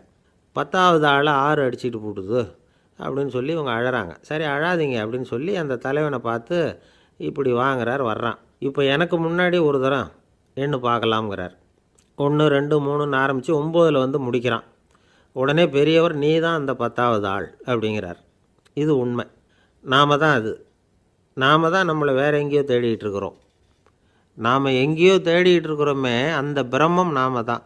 இப்படி ஒரு பெரிய உண்மையை விளக்கிறதுக்காக தான் அப்படி ஒரு கதை சொல்லப்பட்டது. ஆனால் அதை வந்து நாம் வேறு விதமாக வேடிக்கையாக உபயோகப்படுத்திக்கிட்டு இருக்கிறோம். எப்படி தெரியுமா? ஒரு ஆத்தங்கரையில் ஒரு 10 பேர் முழிச்சுக்கிட்டே நின்றுக்கிட்டு இருந்தாங்களாம். அந்த பக்கமாக வந்த ஒருத்தன் ஏன் இப்படி முழிச்சுக்கிட்டு நிற்கிறீங்கன்னு கேட்டிருக்கிறான். எங்களுக்கு நீச்சல் தெரியாது, நாங்கள்லாம் அடுத்த கரைக்கு போய் சேரணும் அப்படின்னாங்களாம். சரி நான் கொண்டுட்டு போய் விட்றேன். எல்லாரும் அக்கறைக்கு போய் சேர்ந்த உடனே ஆளுக்கு ₹1 வீதமாக மொத்தம் ₹10 எனக்கு கொடுக்கணும் அப்படின்ட்டுருக்கான் இவன். சரின்னு ஒத்துக்கிட்டாங்க. இவன் ஒவ்வொருத்தராக கையை பிடிச்சி மெதுவாக ஆற்றுல இறக்கி அழைச்சிட்டு போயிட்டான். 9 பேரை கரை சேர்த்துட்டான். 10வது ஆள் பாதி ஆற்றுல போயிட்டுருக்கிறப்போ திடீர்னு வெள்ளம் வந்துட்டுது. புடி நழுவி போச்சு. கையை விட்டுட்டான். வெள்ளம் அடிச்சிட்டு போட்டுது. அழைச்சிட்டு வந்தவன் நீச்சல் அடித்து தட்டு தடுமாறி கரைக்கு வந்து சேர்ந்துட்டான். கரையில் இருந்தவங்களுக்கு இந்த விஷயம் தெரியாது. இருந்தாலும் இவன் உடம்பு பூரா நனைஞ்சி கொஞ்சம் அதிகமாக மூச்சு வாங்க நின்றுக்கிட்டு இருந்தானா, ஏங்க ஏன் இப்படி மூச்சு வாங்குது, என்ன விஷயம் அப்படின்னு கேட்டாங்களாம். அதுக்கு இவன் கொஞ்சமாக அலட்டிக்காமல் சொன்னானா, வேறு ஒன்றும் இல்லை, நீங்கள் கொடுக்க வேண்டிய ₹10ல் ₹1 குறைஞ்சி போச்சு அவ்வளவுதான் அப்படின்னானா. அமெரிக்க ஜனாதிபதி ஆப்ரஹாம் லிங்கன் ஒரு நாள் தன்னோட கோச்சு வண்டியில் தலைநகரான வாஷிங்டனுக்கு போயிட்டுருக்கிறார். கோச்சு வண்டி ஒரு சாலையில் போயிட்டுருக்கு. அந்த சாலைக்கு ஒரு பக்கத்தில் பயங்கரமான சதுப்பு நிலம். சதுப்பு நிலம்னா அது புதைகுழி, புதை மணலுங்கிறோம்ல, அது மாதிரி. அந்த சதுப்பு நிலத்தில் யாராவது மாட்டிக்கிட்டா அவ்வளோதான், ஆளை கொஞ்சம் கொஞ்சமாக உள்ளே அமுக்கிவிடும். தப்பிச்சு கரையேறது கஷ்டம். அப்படிப்பட்ட நிலம் அது. ஆப்ரஹாம் லிங்கன் ஏதோ ஒரு முக்கியமான அரசாங்க வேலையாக போயிட்டு திரும்பி வந்துக்கிட்டு இருக்கிறார். அதனால் அந்த சமயத்தில் அவர் விலை உசந்த ஆடைகளை அணிஞ்சிருக்கிறார். அப்படி அவர் அந்த கோச்சு வண்டியில் வந்துக்கிட்டு இருக்கிறாரு. அந்த சமயத்தில் ஒரு காட்சி அவர் கண்ணில் பட்டுவிட்டது. என்ன தெரியுமா? ரோட்டுக்கு பக்கத்தில் இருந்த சதுப்பு நிலத்தில் ஒரு இளம் பன்றி குட்டி சிக்கிக்கிட்டு தவிச்சிக்கிட்டு இருக்குது. பரிதாபமாக கத்திக்கிட்டு இருக்குது. அதை பார்த்தார் லிங்கன். அவருக்கு என்ன மாதிரி ஆயிட்டுது. உடனே வண்டியை நிறுத்த சொன்னார். கீழே இறங்கினார். தன்னோட விலை உசந்த ஆடைகளை பற்றி லட்சியம் பண்ணவே இல்லை. தனக்கே ஆபத்து வரலாம்ங்கிறத பற்றியும் கவலைப்படலை. தான் ஒரு குடியரசுத் தலைவருங்கிறத பற்றியும் அவர் நினச்சி பார்க்கல. நேராக அந்த சதுப்பு நிலம் பக்கமாக போனார். அந்த சேத்துல இறங்கி பன்றிக்குட்டியை காப்பாற்றி கரைக்கு கொண்டுட்டு வந்து சேர்த்துட்டார். அதுக்கப்புறம் நிம்மதியாக கோச்சு வண்டியில் ஏறி வெள்ள மாளிகைக்கு வந்து சேர்ந்தார். ட்ரெஸ்ஸு உடம்பு பூரா சேறு சகதி. பார்க்குறவங்களுக்கெல்லாம் ஆச்சரியமாக போச்சு. அவங்களுக்கு ஒன்றும் புரியல. இவர் நேராக ட்ரெஸ்ஸு மாற்றிக்கிறதுக்காக போனார். கோச்சு வண்டி ஓட்டிகிட்டு வந்தவங்கிட்ட போய் எல்லோரும் கேட்டாங்க என்ன ஆச்சு அப்படின்னு. அவர் வர்ற வழியில் நடந்த விவரத்தை சொன்னார். ஆப்ரஹாம் லிங்கனுடைய இந்த இறக்க குணத்தை எல்லாரும் பாராட்டினாங்களாம், புகழ்ந்தாங்களாம். ஆனால் இதுக்கு லிங்கன் என்ன பதில் சொன்னார் தெரியுமா? தயவு பண்ணி இந்த புகழ்ச்சியான பேச்சையெல்லாம் ஒதுக்குங்க, அதெல்லாம் வேணாம். அந்த சின்ன பிராணி சகதியில் மாட்டிக்கிட்டு துடிச்சிக்கிட்டு இருந்தது, அதை பார்த்தேன். உடனே என்னுடைய இதயத்தில் ஒரு முள் தைச்சது மாதிரி ஒரு உணர்வு. அந்த முள்ளை பிடுங்கி எறிஞ்சேன், அவ்வளவுதான். உண்மையில் அந்த பிராணிக்கு நான் வந்து உதவினேங்கிறத விட எனக்கு ஏற்பட்ட இன்னலை போக்கிட்டேன் அப்படிங்கிறது தான் உண்மை. அதுதான் பொருத்தம். அப்படி இருக்கிறப்போ இதில் புகழறதுக்கு என்ன இருக்குது அப்படின்னாராம் ஆப்ரஹாம் லிங்கன். எவ்வளவு யதார்த்தமான வார்த்தைகள் பாருங்கள். இந்த காலத்தில் நம்மளையும் பல பேர் அப்படி உண்டு. நீச்சல் தெரியாத ஒரு ஆள் தண்ணியில் இறங்கிட்டான். தண்ணி ஆழம்ங்கிறது அப்புறமா தான் தெரிஞ்சுது. தத்தளிக்க ஆரம்பிச்சுட்டான். வாழ்னு கத்துறான். கரையில் நின்றுட்டு இருந்த ஒருத்தர் இதை பார்த்தார். உடனே அவருக்கு இதயத்தில் முள் தைச்சது மாதிரி ஒரு உணர்வு. உடனே குபீர்னு தண்ணியில் பாய்ஞ்சார். அவரை காப்பாற்றி கரைக்கு கொண்டுட்டு வந்து சேர்த்தார். இதை பார்த்துக்கிட்டு இருந்த இன்னொருத்தர் காப்பாற்றின அந்த ஆளை பாராட்டி புகழ்ந்தார். என்ன புகழாதீங்க சார் அப்படின்னார் அவர். ஏன்னு கேட்டார் இவர். நான் அந்த ஆளை ஏன் காப்பாற்றினேன் தெரியுமா? அவன் நேற்றுக்கு என்கிட்ட ₹300 கடன் வாங்கியிருக்கிறான். இவன் தண்ணியில் போட்டான்னா நான் கொடுத்த கடனும் தண்ணியில் போடும். அதனால தான் விழுந்து காப்பாற்றினேன் அப்படின்னா அந்த ஆள். ஒரு காடு, அங்கே புத்தர் அவர் பாட்டுக்கு நடந்து போய்கிட்டே இருக்கிறார். அவருக்கு பின்னாடி ஒரு குரங்கு, அதுவும் தொடர்ந்து வந்துக்கிட்டே இருக்குது. புத்தர் திரும்பி பார்த்தார். குரங்கு அப்படியே குதித்து உயர எழும்பி ஒரு கிளையில் போய் உக்காந்துது. ஏன் இப்படி பண்ணுறேன்னு கேட்டார் புத்தர். என்னை சாதாரணமாக நினைக்க வேணாம், நான் மகாமந்தி, என்னால் எல்லாம் முடியும், முடியாதுங்கிற வார்த்தையே என்னுடைய அகராதியில் கிடையாது, என்ன வேணும்னாலும் செய்வேன் அப்படின்னுது. அப்படின்னா ஒரு பந்தயம் வச்சுக்கலாமான்னார் இவர். ஓ வச்சுக்கலாமேன்னுது. வேறு ஒன்றும் இல்லை, இப்போ நீ மேலே எழும்பி அந்த கிளையில் உட்காந்தது மாதிரி அங்கேருந்து தாவி என் உள்ளங்கையில் உட்காரணும், அவ்வளவுதான் அப்படின்னார். அப்படி உட்காந்துட்டா என்ன பரிசு அப்படின்னு கேட்டது அது. சொர்க்கத்தில் இருக்கிற மாமன்னன் மரகத சக்கரவர்த்தியை என்னோட இருக்கும்படியாக கூப்பிட்டுக்கிறேன். அந்த சமயத்தில் அவருடைய அரியணை அங்கே காலியாகிடும், நீ அதில் போய் உட்காந்துக்கலாம். பந்தயத்தில் தோத்துட்டா ஒரு கல்ப காலம் இந்த பூமியில் வாழ வேண்டியிருக்கும், அதுக்கு பிறகு தான் என்கிட்ட வர முடியும், என்ன சொல்கிற அப்படின்னார். குரங்குக்கு தாவறது ஒரு பெரிய காரியமா? இது எனக்கு ரொம்ப சாதாரண விஷயம், என்ன இப்போவே தாவட்டுமா அப்படின்னுது. சரின்னு சொல்லி உள்ளங்கையை நீட்டினார். அவருடைய கை தாமரை இலை அளவுக்கு அப்படியே விரிஞ்சுது. குரங்கு சௌகரியமாக உட்கார்றதுக்காக. குரங்கு தாவறதுக்கு தயாராச்சு. அதுக்கு முன்னாடி ஒரு சின்ன யோசனை அதுக்கு. இந்த கிளையிலேருந்து அந்த கைக்கு தாவறது எனக்கு ரொம்ப அற்பமான ஒரு வேலை, இது ரொம்ப சாதாரணம், என்னுடைய கௌரவத்துக்கு இது சரியாக இருக்காது. அதனால் நான் என்ன பண்ண போகிறேன்னா, இங்கேருந்து கிளையிலேருந்து அப்படியே உயர எழும்ப போகிறேன். எழும்பி மேல் உலகம் போய் அங்கே ஒரு சுற்றிவிட்டு அதுக்கப்புறம் அங்கேருந்து நேராக இந்த கையில் உட்கார போகிறேன் அப்படின்னு நினச்சிது. என்ன யோசிக்கிற அப்படின்னார் புத்தர். ஒன்றும் இல்லை, இந்த பாயிரம் பார் அப்படின்னு சொல்லி தாவி உயர போயிட்டுது. கொஞ்ச நேரத்தில் வான உலகத்துக்கே போய் சேர்ந்துட்டுது. அங்கே போய் பார்த்தா அங்கே ஒரு 5 பளிங்கு தூண்கள் இளம் சிவப்பு நிறத்தில் நின்றுக்கிட்டு இருக்குது. குரங்கு நினச்சிக்கிட்டது, புத்தர்கிட்ட போய் இந்த பளிங்கு தூண்களை பார்த்தோம்னு சொன்னால் அப்படியே திகைச்சி போயிடுவார், இந்த தூணில் ஏதாவது அடையாளம் செஞ்சுட்டு போகணும் அப்படின்னு அந்த இடத்துல மிதந்துக்கிட்டே நினச்சிது. உடனே ஒரு தூணில் எழுதிச்சு. என்ன எழுதிச்சுன்னா, ஒரு மகா ஞானி இங்கே வந்துட்டு போகிறார் அப்படின்னு எழுதிச்சு. எழுதிவிட்டு அப்படியே கீழே தாவி புத்தரோட உள்ளங்கையில் உட்காந்துது. எப்படி பார்த்தீங்களா என்னுடைய வேலை? வான உலகத்துக்கே போய் அங்கே இருக்கிற 5 பளிங்கு தூண்களை பார்த்துட்டு அதில் நான் வந்த விவரத்தை எழுதி வச்சுட்டு அதுக்கப்புறம் இங்கே வந்திருக்கிறேன் அப்படின்னுது ரொம்ப பெருமையாக. அப்படியா அப்படின்னார் புத்தர். ஆமாம், சந்தேகமாக இருந்தால் வாங்க, அழைச்சிட்டு போய் காட்டுறேன் அப்படின்னுது அந்த குரங்கு. அதுக்கு தேவையில்லை, அப்படியே கொஞ்சம் கீழே குனிஞ்சு பார் தெரியும் அப்படின்னார் புத்தர். அங்கே பார்த்தா புத்தரோட உள்ளங்கை தெரிஞ்சுது. நல்லா உத்து பார்த்துது. அவரோட ஒரு விரலில் அது எழுதிய வாசகம் தெரிஞ்சுது. குரங்கு யோசனை பண்ணிச்சு, அப்படின்னா வானத்தில் நான் பார்த்தது புத்தரோட விரல்களா அப்படின்னு யோசிச்சுது. இதை புரிஞ்சுக்கிட்ட உடனே அந்த குரங்கோட கர்வம் அழிஞ்சு போச்சான். நம்ம மனசு தான் இந்த குரங்கு. மனம்ங்கிறதும் ஆணவங்கிறதும் ஒரு நாணயத்தின் 2 பக்கங்கள். மனம் உள்ளவரை ஆணவமும் இருக்கும். மனம் அழிஞ்சாதான் ஆணவம் அழியும். மனம் அழிய வேண்டும் அப்படின்னு பெரியவங்க சொல்கிறது இந்த அர்த்தத்தில் தான். நம்ம ஆளுங்க சவால் விடுறதெல்லாம் வேறு மாதிரி. ஒருத்தன் ஒரு வாய்க்காலை தாண்டுறேன்னு பந்தயம் கட்டி தாண்ட முடியாமல் வாய்க்காலில் விழுந்து காலை உடச்சிக்கிட்டு கட்டு போட்டுக்கிட்டு வந்தான். ஏன்டா அப்படின்னு கேட்டாங்க. நான் பந்தயம் கட்டின நேரம் சரியில்லை அப்படின்னா. எப்படிறான்னு கேட்டிருக்காங்க. வாய்க்காலில் தண்ணி இருக்கிற நேரமாக பார்த்து பந்தயம் கட்டியிருக்கணும் அப்படின்னானா. ஒரு நண்பர், அவர்கிட்ட பேசிக்கிட்டு இருந்தேன். மனித உறவுகள் பற்றி அவர் சொல்லிகிட்டு இருந்தார். அமெரிக்காவில் தந்தை மகன் உறவு எப்படி இருக்குது அப்படிங்கிறத விளக்கிறதுக்கு அவர் ஒரு கதையை சொன்னார். ஒரு அப்பா பகல் பூராவும் அலுவலகத்தில் வேலை, ஓடி ஆடி உழைச்சிக்கிட்டு களைச்சி போய் ராத்திரி 10 மணிக்கு மேலே வீடு திரும்பினான். வீட்டு வாசலில் அவரோட மகன் காத்துக்கிட்டு இருக்கிறான், இன்னமும் தூங்கலை. அப்பாவை வாசல்லையே தடுத்து நிறுத்தி, அப்பா உனக்கு சம்பளம் எவ்வளவு அப்படின்னு கேட்குறான். ஏற்கனவே ஆஃபீஸு பிரச்சனைகளால் அலுத்து போய் திரும்புகிற அப்பாவுக்கு கோவம் வந்துட்டுது. என்னடா இப்படிலாம் கேளுன்னு உங்கள் அம்மா உனக்கு சொல்லி கொடுத்தாளா அப்படின்னு சொல்லிவிட்டு உள்ளே போய் சட்டையை கட்டி மாட்டிவிட்டு குளிச்சுவிட்டு மறுபடியும் வெளியில் உடையை மாற்றுகிற சமயம் அப்போ மறுபடியும் மகன் உள்ளே நிற்கிறான் அவர் முன்னாடியே. அப்பா உனக்கு எவ்வளவு சம்பளங்கிறான் மறுபடியும். அப்பாவுக்கு எரிச்சல் அதிகமாகிட்டுது. மணிக்கு $20 போதுமா அப்படின்னார்.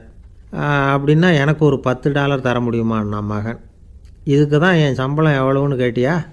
2ஆம் வகுப்பு படிக்கிற உனக்கு எதுக்குடா $10 அப்படின்னு கத்திவிட்டு தொலைக்காட்சி பெட்டியின் முன்னாடி போய் உட்காந்துக்கிட்டு ஏதோ நிகழ்ச்சியை பார்க்க ஆரம்பிச்சிட்டார். கொஞ்ச நேரம் கழித்து மறுபடியும் மகன் நிற்கிறான். அப்பா ப்ளீஸ் எனக்கு ஒரு $10 கொடுக்க முடியுமா? மகனுடைய கண்களில் கண்ணீர். என்னடா அவன் கண்ணீரை காட்டி காரியம் சாதிக்கலாம்னு பார்க்குறியா, ஒரு காசு கூட கொடுக்க மாட்டான் போ அப்படின்னு விரட்டி விட்டான். மகன் கண்ணீரை தொடச்சிக்கிட்டே கண்ணை தொடச்சிக்கிட்டு பேசாமல் போய் படுத்துக்கிட்டானான். கொஞ்ச நேரம் ஆச்சு. அப்பாவோட கோபம் கொஞ்சம் கொஞ்சமாக குறைஞ்சிது. பிள்ளைகிட்ட கோபமாக கத்துனது தப்பு தாங்கிறது புரிஞ்சுது அவனுக்கு. எழுந்திரிச்சு போனான், படுக்கை இறக்கி போனான். மகனை பார்த்தான். அவன் தலையணையை கட்டி பிடிச்சிக்கிட்டு அழுதுகிட்டு இருக்கிறான். அவனை மெல்ல நெருங்கி அவங்ககிட்ட எதமாக பேசுகிறதுக்கு ஆரம்பித்தானான். எதுக்குடா உனக்கு $10 பள்ளிக்கூடத்தில் கேட்டாங்களா அப்படின்னு கேட்டானான். மகன் சொல்லியிருக்கான், இல்லை டாடி, உனக்கு 1 மணி நேரம் சம்பளம் $20ன்னு சொன்னேன். நீ ஏற்கனவே எனக்கு கொடுத்த பாக்கெட் மணி $10 என்கிட்ட இருக்குது. இப்போ நீ இன்னொரு $10 கொடுத்தீங்கன்னா அதையும் சேர்த்து $20 ஆகிடும். அந்த $20 நான் உனக்கு கொடுத்துருவேன். அப்படி கொடுத்தா நீ என் கூட 1 மணி நேரம் செலவழிப்ப இல்லையா, அதுக்காக தான் $10 கேட்டேன் அப்படின்னு சொன்னானான். அந்த அப்பா கண்ணு கலங்கி போச்சான். ஆதரவோடு தன்னுடைய மகனை கட்டி பிடிச்சி அழ ஆரம்பிச்சிட்டாராம். இதுதான் நண்பர் சொன்ன கதை. அமெரிக்கா மட்டும் இல்லை, உலகம் பூராவும் இன்றைக்கி மனித உறவுகள் இப்படி தான் மாறிட்டுருக்கு. பெரியவர்கள் அறிவுரை என்ன தெரியுமா? உங்கள் குழந்தைகளிடமிருந்து குழந்தை பருவத்தை பிரித்து விடாதீர்கள் அப்படிங்கிறது தான். அதாவது இன்றைய குழந்தைகள் தங்கள் பிருந்தாவனத்தை இழந்து விடுகிறார்கள் அப்படிங்கிறது அவங்களுடைய கருத்து. இந்த நிலைக்கு நாம் காரணமாக இருந்துடக்கூடாது. குழந்தைகளோட விளையாடுவோம், குடும்பத்தோடு உறவாடுவோம் அப்படிங்கிறது தான் நம்முடைய நோக்கமாக இருக்கணும். இன்றைய உறவு முறைக்கு இன்னொரு உதாரணம் சொல்லுவாங்க. ஒருத்தர் வந்தாராம், அவர் பக்கத்தில் ஒரு சின்ன பையன். நாம் அவரை விசாரிக்கிறோம், யார் இந்த பையன் அப்படின்னா அவர் சொல்கிறார், இவன் எனக்கு தூரத்து உறவு அப்படின்னாராம். இந்த தூரத்து உறவுன்னா எப்படின்னு இருக்கான். இதுக்கு அவன் சொல்லியிருக்கிறான், இவன் எங்கள் அப்பாவுக்கு 8வது புள்ள அப்படின்னானான். ஒருத்தன் எப்படி நடந்துக்கிறாங்கிறத வச்சு தான் அந்த ஆள் எப்படிங்கிறத நாம் முடிவு பண்ணுறோம். ஆளுமைன்னு சொல்கிறோம்ல, அதுக்கு சூழ்நிலைகளை ஆளுகின்ற தன்மை அப்படின்னு விளக்கம் கொடுக்குறார் ஒரு உளவியல் நிபுணர். சரி, ஒரு மனிதனுடைய ஆளுமையை உருவாக்குகிற விஷயங்கள் என்னென்ன? பிறப்பு, வளர்க்கப்பட்ட விதம், படிப்பு, நண்பர்கள், சமுதாயம், இப்படி நிறைய உண்டு. ஆளுமையின் அடிப்படையில் சில மனநோய்கள் உண்டாகுது. அதெல்லாம் என்னென்னங்கிறத தெரிஞ்சு வச்சுக்கிட்டோம்னா நம்ம கூட இருக்கிறவங்கள அடையாளம் கண்டுபிடிக்கிறதுக்கு அது ரொம்ப உபயோகமாக இருக்கும். ஃப்ரெனாய்டு ஆளுமை அப்படின்னு ஒன்று. இந்த கோளாறு உள்ளவங்க எப்படி இருப்பாங்க தெரியுமா? அதிக உணர்ச்சி, சந்தேகம், பொறாமை இதெல்லாம் அதிகமாக இருக்கும். வளைஞ்சு கொடுக்க மாட்டாங்க. அடுத்தவங்களோட இணக்கமான உறவு இருக்காது. அவங்க செய்கிற தப்புக்கெல்லாம் அடுத்தவங்களை குறை சொல்லிகிட்டு இருப்பாங்க. இது ஒரு ரகம். அடுத்தது ஸ்கிசாய்டு ஆளுமை அப்படின்னு சொல்கிறாங்க. இந்த கோளாறு உள்ளவங்க அடுத்தவங்களோட பழக கூச்சப்படுவாங்க. சின்ன வயசுலேயே இது ஆரம்பமாயிடுது. பகல் கனவுலேயே சஞ்சரிப்பாங்க. அவங்களுடைய விரோதம், கோபம் இதை கூட வெளியில் காட்டிக்க முடியாமல் இருப்பாங்க. இவங்களுக்கு அகமுகம், பிரச்சனைகள்லேருந்து ஒதுங்கி எதுலேயும் ஈடுபாடு இல்லாதவங்களாக இருப்பாங்க. இப்படி ஒரு ரகம். அடுத்தது சைக்ளோதமிக் ஆளுமை அப்படின்னு சொல்கிறாங்க. அது என்னென்னா, உணர்ச்சிகளில் ஏற்றத்தாழ்வு அதிகமாக இருக்குமா. சில சமயம் பார்த்தா மகிழ்ச்சியாக இருப்பாங்க, சில சமயம் சோகமாக உட்காந்துருப்பாங்க. அவங்க மனநிலைக்கு தகுந்த மாதிரி சமூக நிகழ்ச்சிகளில் பங்கெடுத்துக்குவாங்க. இன்னொரு வகை என்னென்னா எண்ணப்பீடிகை ஆளுமை அப்படின்னு பேர் வச்சுருக்கிறாங்க. அதுக்கு இவங்களுக்கெல்லாம் கரெக்டாக இருக்கணும். எல்லாம் சட்டத்திட்டம் எதுலேயும் ஒரு ஒழுங்குமுறை, இப்படி எதிர்பார்க்குற மனோபாவம். இவங்க எதிர்பார்ப்புக்கும் வரன்முறைக்கும் மற்றவங்க கட்டுப்படணும்னு நினைப்பாங்க. இந்த நிலைமை நீடித்தா என்ன ஆகும் தெரியுமா? அலைக்கழிக்கிற எண்ணங்கள் திரும்ப திரும்ப ஒரே செயலை செய்ய தூண்டுற மனத்தளர்ச்சிக்கு ஆளாயிடுறாங்க. அடுத்தது ஹிஸ்டீரியா ஆளுமை. சின்ன விஷயத்தையெல்லாம் பெருசுப்படுத்தி நாடகமாக்குற நடிகர்கள் இவங்க. உணர்ச்சி அதிகம் உள்ளவங்க. இவங்க மன எழுச்சியில் பக்குவமின்மை, குழந்தைத்தனம், முதிர்ச்சியின்மை எல்லாம் இருக்கும். தன்னலம் மிக்க குணம். பிறர் தன்னை மட்டுமே கவனிக்கணும்னு நினச்சி செயல்படுறது, இதெல்லாம் இவங்க அடையாளம். அடுத்த ரகம் எப்படின்னா வளர்ச்சியற்ற ஆளுமைன்னு சொல்கிறாங்க. அடுத்தவங்களோட இணங்கி போக முடியாதவங்க, அறிவு, மன எழுச்சி, சமூக உறவு இதில் எல்லாம் போதுமான வளர்ச்சியையும் நிறைவையும் பெற முடியாதவங்க. இவங்களால் வாழ்க்கையில் முன்னேற முடியாது. பிச்சைக்காரங்க, குற்றவாளிகள், இவங்ககிட்டெல்லாம் இது மாதிரியான ஆளுமை அதிகமாக இருக்குமா. அடுத்தது என்னென்னா சோர்வுடைய ஆளுமை. எதுலேயும் உற்சாகம் இல்லாமல் சோர்ந்து போயிருப்பாங்க. அதுக்கெல்லாம் நமக்கு வலிமை இல்லைப்பா அப்படின்னு சொல்லிகிட்டு இருப்பாங்க. சின்ன விஷயங்களுக்கெல்லாம் அதிர்ச்சி அடையிறது, வாழ்வின் சுவையை அனுபவிக்க முடியாதவங்க. இன்னொரு ரகம் இது கொதித்தெழும் ஆளுமைங்கிறாங்க. எதுக்கு எடுத்தாலும் ஆத்திரம், குரோதம், வன் செயல் இதிலெல்லாம் ஈடுபாடு, இப்படி உள்ளவங்க. நத்தை வகை ஆளுமை அப்படின்னு ஒன்று. அடுத்தவங்க மேலே விரோதம் இருக்கும், அடிக்கணுங்கிற எண்ணம் இருக்கும். ஆனால் அதை அப்படியே வெளியில் காட்டாமல் அதே சமயம் அமைதியான முறையில் வெறுப்பை வெளிக்காட்டுற ரகம். இவங்கெல்லாம் பேசாமல் கம்முன்னு இருந்துக்கிட்டே நினச்சதை நிறைவேற்றிக்கிடுவாங்க. முன்ஜாக்கிரதை ஆளுமை அப்படின்னு ஒரு ரகமாக பாதுகாப்பின்மை, சந்தேகம், முழுமையின்மை, அறவேக்காட்டுத்தனம் இந்த மனப்போக்கு அதிகமாக இருக்கிறதுனால அகம்பாவம், புடிவாதம், எச்சரிக்கை எல்லாம் அளவுக்கு மீறி இருக்கும். இதுவரைக்கும் நாம் பேசிக்கிட்டு இருந்த ஆளுமை பண்புகள் அளவுக்கு அதிகமாக போயிட்டுதுன்னா ஆளுமை கோளாறுகள் ஏற்படும். அதன் அடிப்படையில் மனவியாதிகள் வருமா. அதனால் இணக்கமான எல்லாரும் விரும்புகிற இயல்பான ஆளுமையை பெறுவதற்கு நாம் முயற்சி செய்யணும் அப்படிங்கிறது மனோதத்துவ நிபுணர்களுடைய ஆலோசனை. ஒருத்தர் ஒரு மனோதத்துவ டாக்டரை தேடிட்டு வந்தாராம்.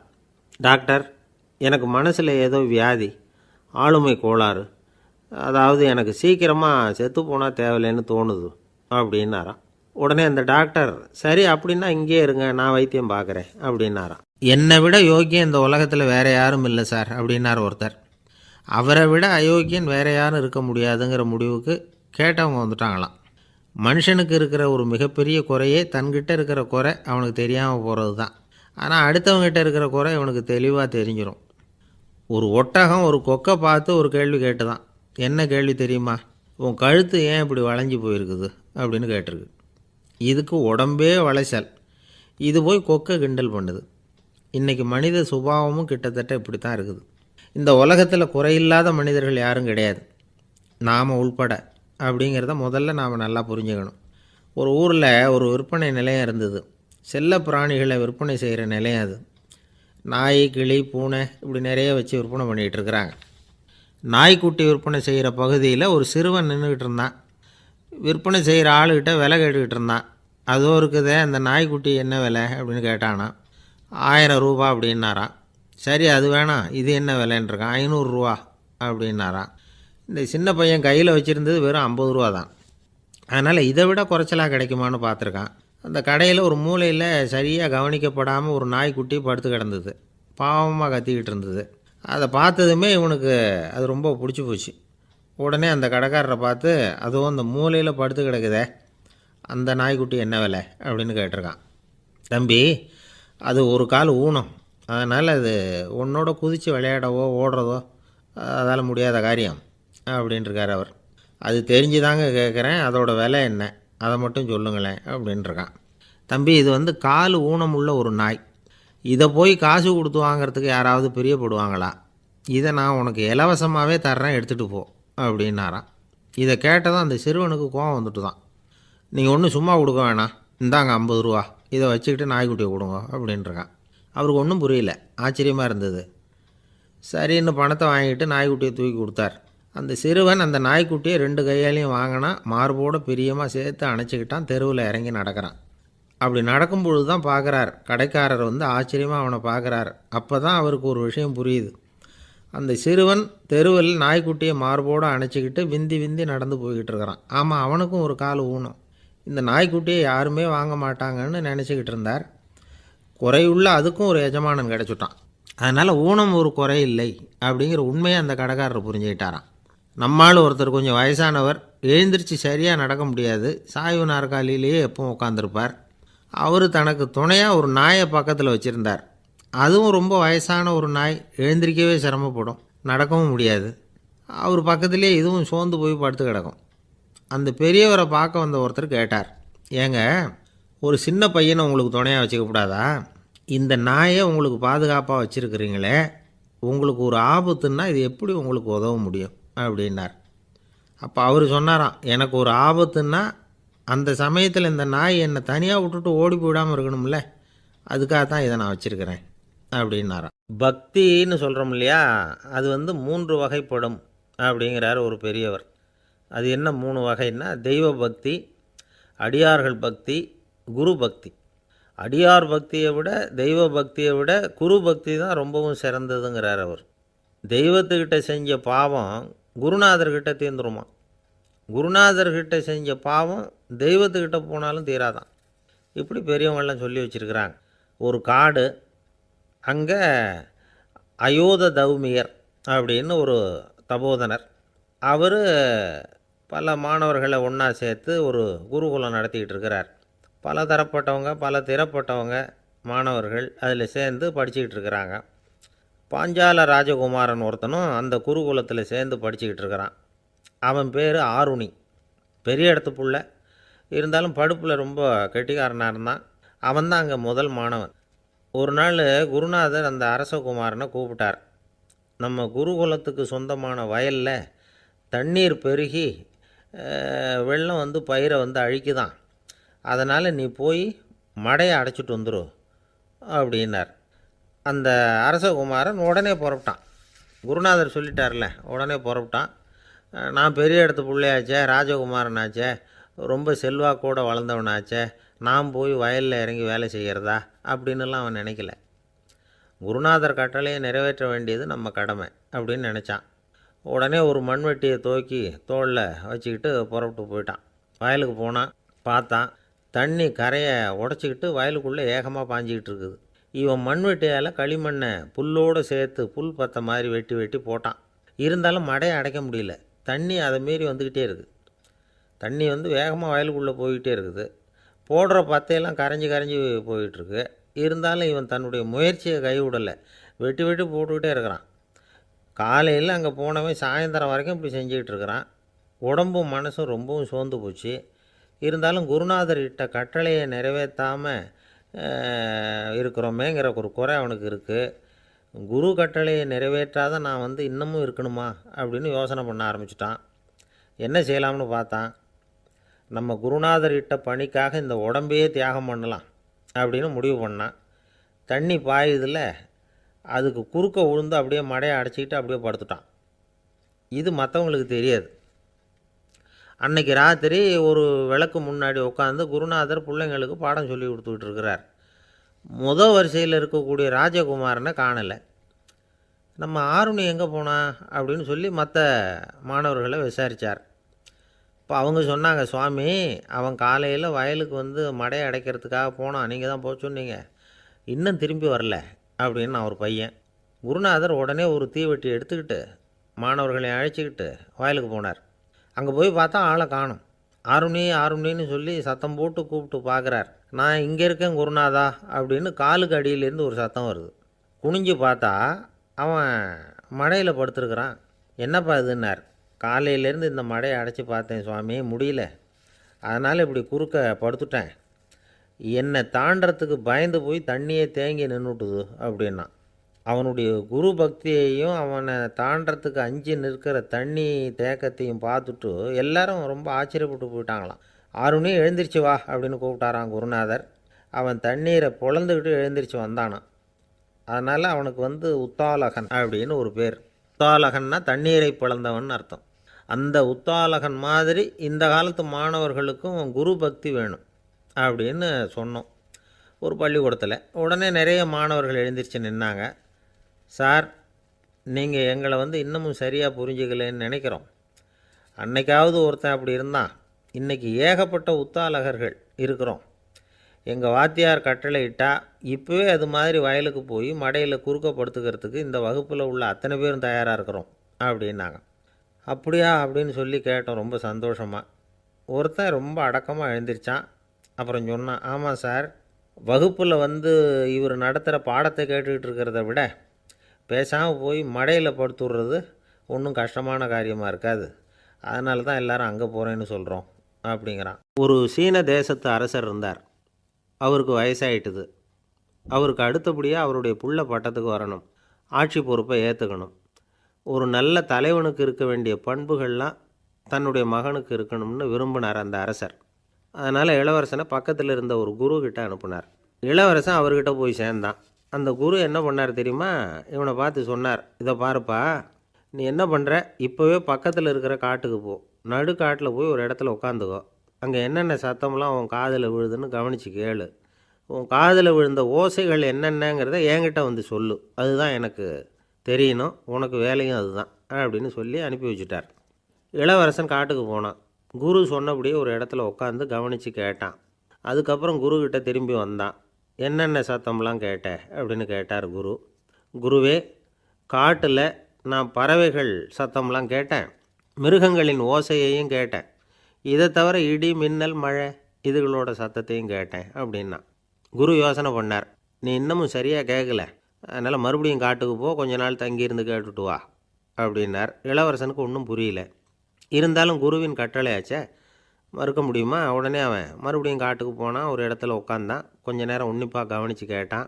சில நாள் கழித்து குருக்கிட்ட திரும்பி வந்தான். குருவே, இந்த தடவை சில துல்லியமான சத்தங்களை எல்லாம் கேட்டான். தேனீ பறக்கிற சத்தம், நீரோடையின் மெல்லிய ஓசை, இதெல்லாம் கேட்டேன்னா.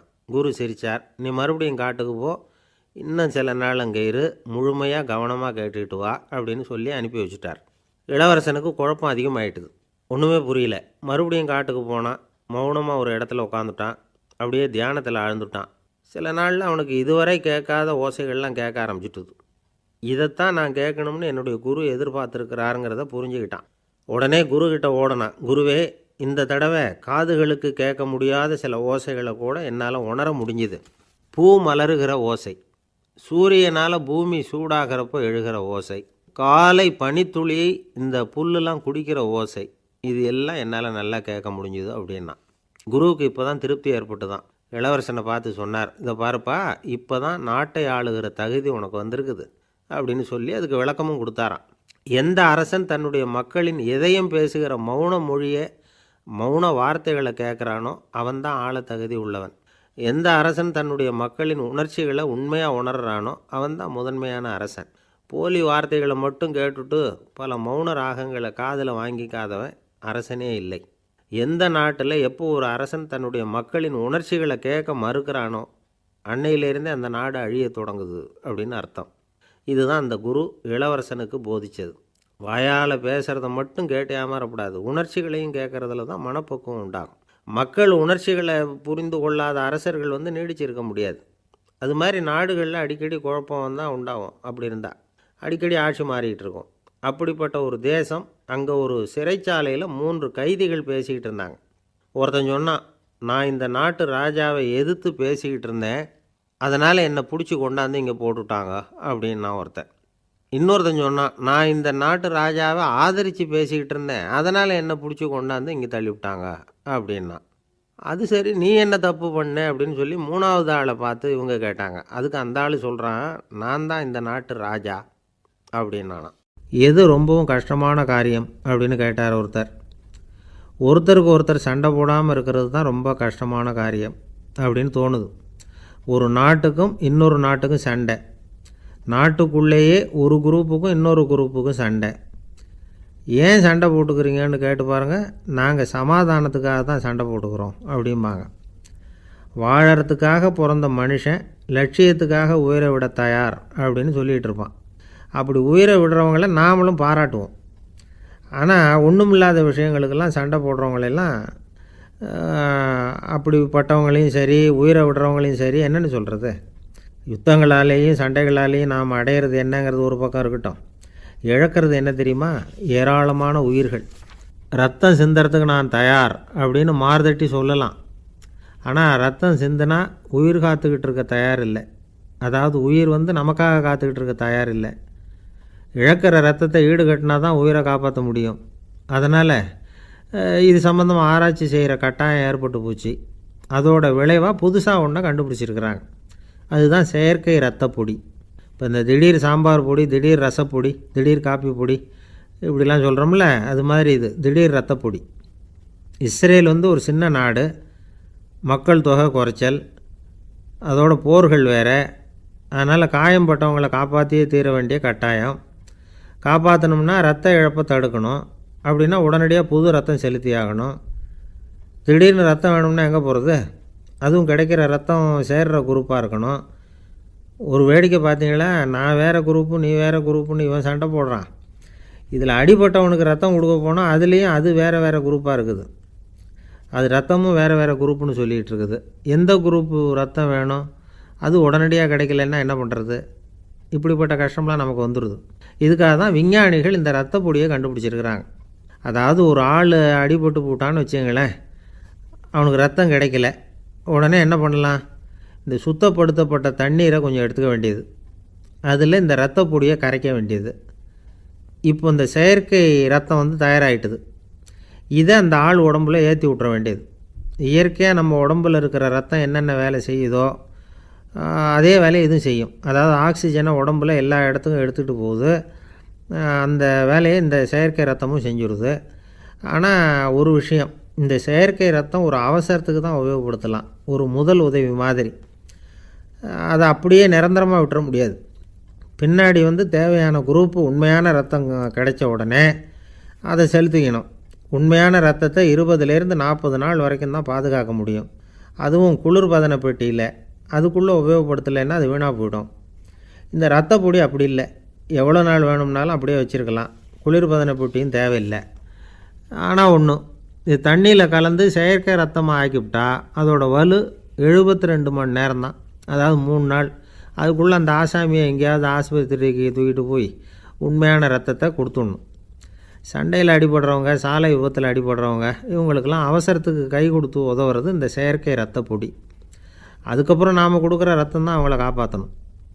இன்றைக்கி ரத்தத்தை தானமாக கொடுக்க தயாராக இருக்கிற நல்ல உள்ளங்கள் ஏராளம்.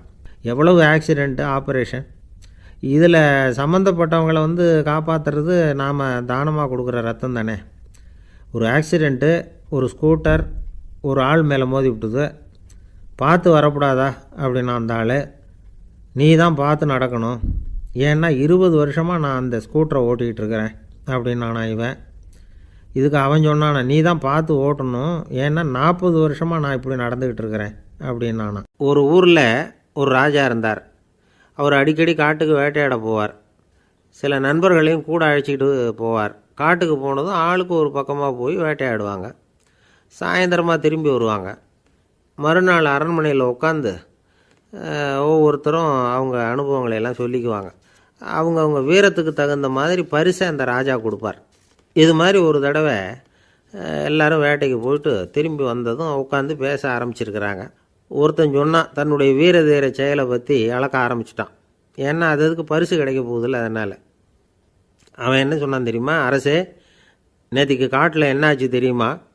எனக்கு நேராக ஒரு சிங்கம் வாயை திறந்துக்கிட்டு வந்துட்டுது. நான் பயப்படவே இல்லை. உடனே ஒரு கல்லை எடுத்து குறி பார்த்து வீசினேன். சிங்கத்து வாய்க்குள்ளே போய் அந்த கல் மாட்டிக்கிட்டுது. அவ்வளவுதான்.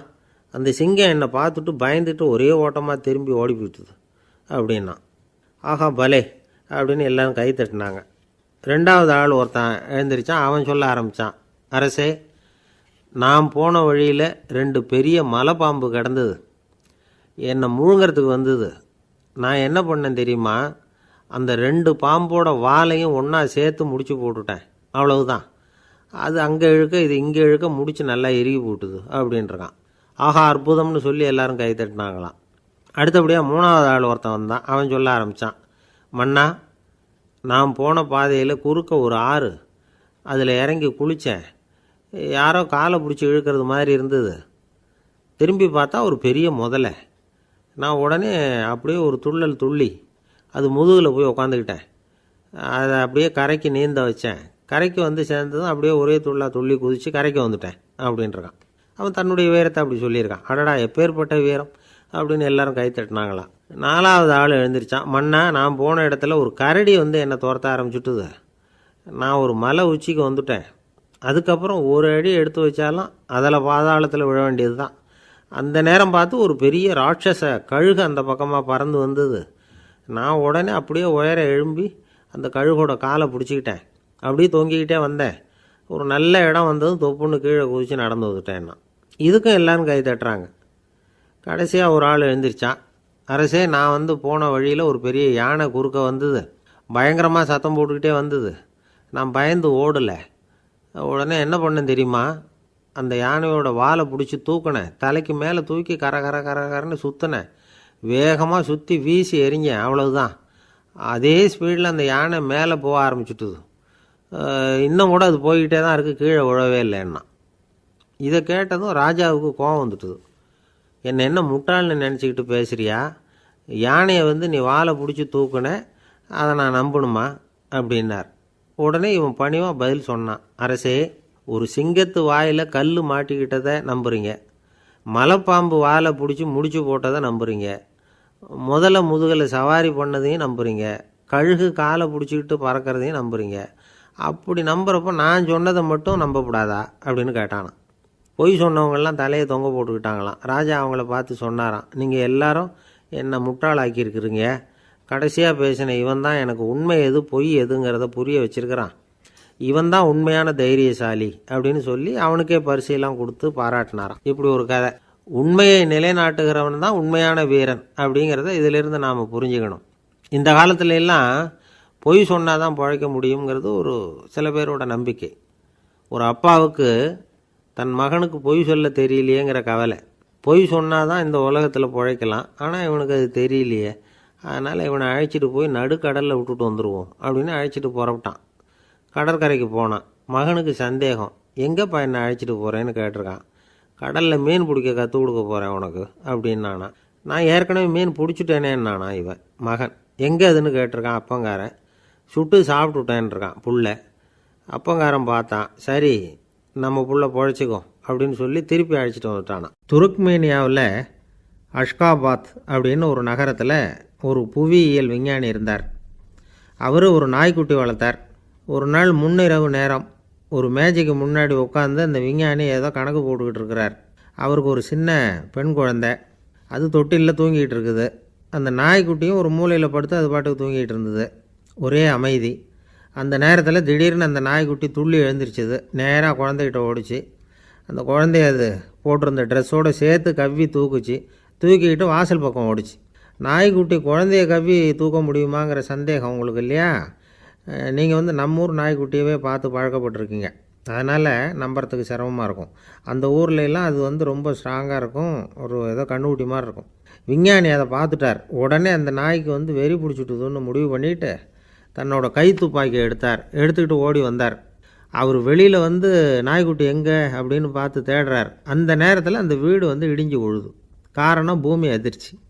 இப்படி பூமி அதிர்ச்சி உண்டாக போகுதுங்கிறது அந்த நாய்க்குட்டிக்கு முன்னாடியே தெரிஞ்சு போச்சு. அதுதான் குழந்தைய தூக்கிட்டு வெளியில் ஓடி வந்திருக்குது. அது மூலமாக அந்த குடும்பத்தையே காப்பாற்றிருக்குது அந்த நாய்க்குட்டி. இந்த சம்பவம் நடக்கிறதுக்கு 3 நாளைக்கு முன்னாடியே சில பிராணிகளுக்கு இப்படி நடக்க போகுதுங்கிறது தெரிஞ்சிருக்குதான். ஆமாம், அந்த நகரத்தில் 3 நாளைக்கு முன்னாடியே பாம்பு, பல்லி இதெல்லாம் அது தங்கியிருந்த வலையை விட்டு வெளியில் ஓடி வந்துட்டுது. அதே மாதிரி அங்கே இருந்த புறாவெல்லாம் பறந்து போயிடுச்சான். இதே மாதிரி யுகோஸ்லோவியாவில் கூட ஒரு நகரம், அங்கே ஒரு நாள் ராத்திரி ஒரு மிருக காட்சி சாலையில் திடீர்னு ஒரு பெரிய கலவரம், கூச்சல், குழப்பம். அங்கே இருந்த கழுதை, புலி, யானை, பறவை எல்லாம் கண்ணாபின்னான்னு கத்த ஆரம்பிச்சுட்டுது. நீர் யானை அதுக்குன்னு போடப்பட்டிருந்த தடுப்பையே தாண்டி குதித்து வெளியில் வந்துட்டு தான். மறுநாள் தான் எல்லாருக்கும் விஷயம் புரிஞ்சுது. அடுத்த நாள் காலையில் அங்கே பூமி அதிர்ச்சி உண்டாயிட்டுது. இப்போ பாருங்கள், அதாவது மனுஷனை போய் தீர்க்கதரிசி அது இதுன்னு சொல்லிகிட்டு இருக்கிறோம். இவனை விட அது பரவாயில்லைன்னு தோணுது. அதாவது மிருகங்கள் ஒன்று நடக்க போகுதுங்கிறத முன்னாடியே புரிஞ்சுக்குதே. சரி, இதெல்லாம் எப்படி அது முன்கூட்டி புரிஞ்சுக்குது? அதுதான் படைப்பு ரகசியம். அதை கண்டுபிடிக்கிறதுக்கு தான் மனுஷன் ஆராய்ச்சி பண்ணிகிட்டு இருக்கிறான். விஞ்ஞானிகளோட ஆராய்ச்சியெல்லாம் ஒரு பக்கம் இருக்கட்டும், வீட்டுக்குள்ளேயே சில ஆராய்ச்சி பண்ணி பாருங்களேன். இப்போ சில யோசனை சொல்லி அதை சோதனை பண்ணி பாருங்க அப்படின்னு ஒருத்தர் சொன்னாராம். அதாவது இப்போ மழை வருமா வராதா அப்படின்னு தெரிஞ்சுக்கணுமா, உடனே ஒரு பூனைக்குட்டி பின்னாடியே மெதுவாக போய் அது என்ன செய்யுதுன்னு கவனித்து பார்க்கணும். பூனைக்குட்டி தன்னோட பாதத்தினால சுகத்தில் அப்படி கீறிக்கிட்டு இருக்கும். அப்படி கீறினா கண்டிப்பாக மழை வரும். சில சமயம் பூனைக்குட்டி அப்படியே மல்லாந்து படுத்துக்கிட்டு பாதத்தை உயர தூக்கும், அப்படியும் இப்படியும் புரளும். இப்படி செஞ்சதுன்னா அன்னைக்கும் மழை இருக்காது. அதனால் முன்னாடி இருந்தது மழை வர்றதுக்கு அறிகுறி, இது மழை இல்லைங்கிறதுக்கு அறிகுறி. பறவைகள், பிராணிகள் இதுகளோட நடவடிக்கைகளை பார்த்துட்டு அதையெல்லாம் அடிப்படையாக வச்சு தான் காலநிலையை கண்டுபிடிக்கிற கருவிகளை கண்டுபிடிச்சிருக்கிறாங்க. வாத்து இருக்குல்ல, சில சமயம் தன்னோட அழகை தன்னோட இறகுகளில் அப்படியே புதைச்சிக்கும். அப்படி செஞ்சால் குளிர்காலம் வரப்போகுதுன்னு அர்த்தம். பருவநிலை குளிராக மாறப்போகுதுங்கிறதுக்கு இதுதான் அறிகுறி. சிட்டுக்குருவி இருக்குதுல்ல, அதெல்லாம் புழுதியில் உழுந்து புரளும், சிறகுகளை படபடன்னு அடிச்சுக்கும். அப்படி செஞ்சால் மழை வரப்போகுதுன்னு அர்த்தம். ஒன்று மட்டும் நாம் நல்லா தெரிஞ்சுக்கணும், இயற்கையின் சீற்றம்னு சொல்கிறோம் இல்லையா, இயற்கை ஏன் நம்ம மேலே கோவப்படுது? இயற்கையை நாம் அனுசரித்து போகிறதில்ல, அதனால் கோவப்படுது.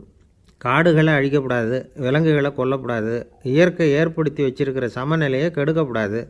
அதை புரிஞ்சுக்கிட்டு வாழ்ந்தோம்னா பூமியும் நடுங்காது, நாமளும் நடுங்க வேண்டிய அவசியம் இருக்காது.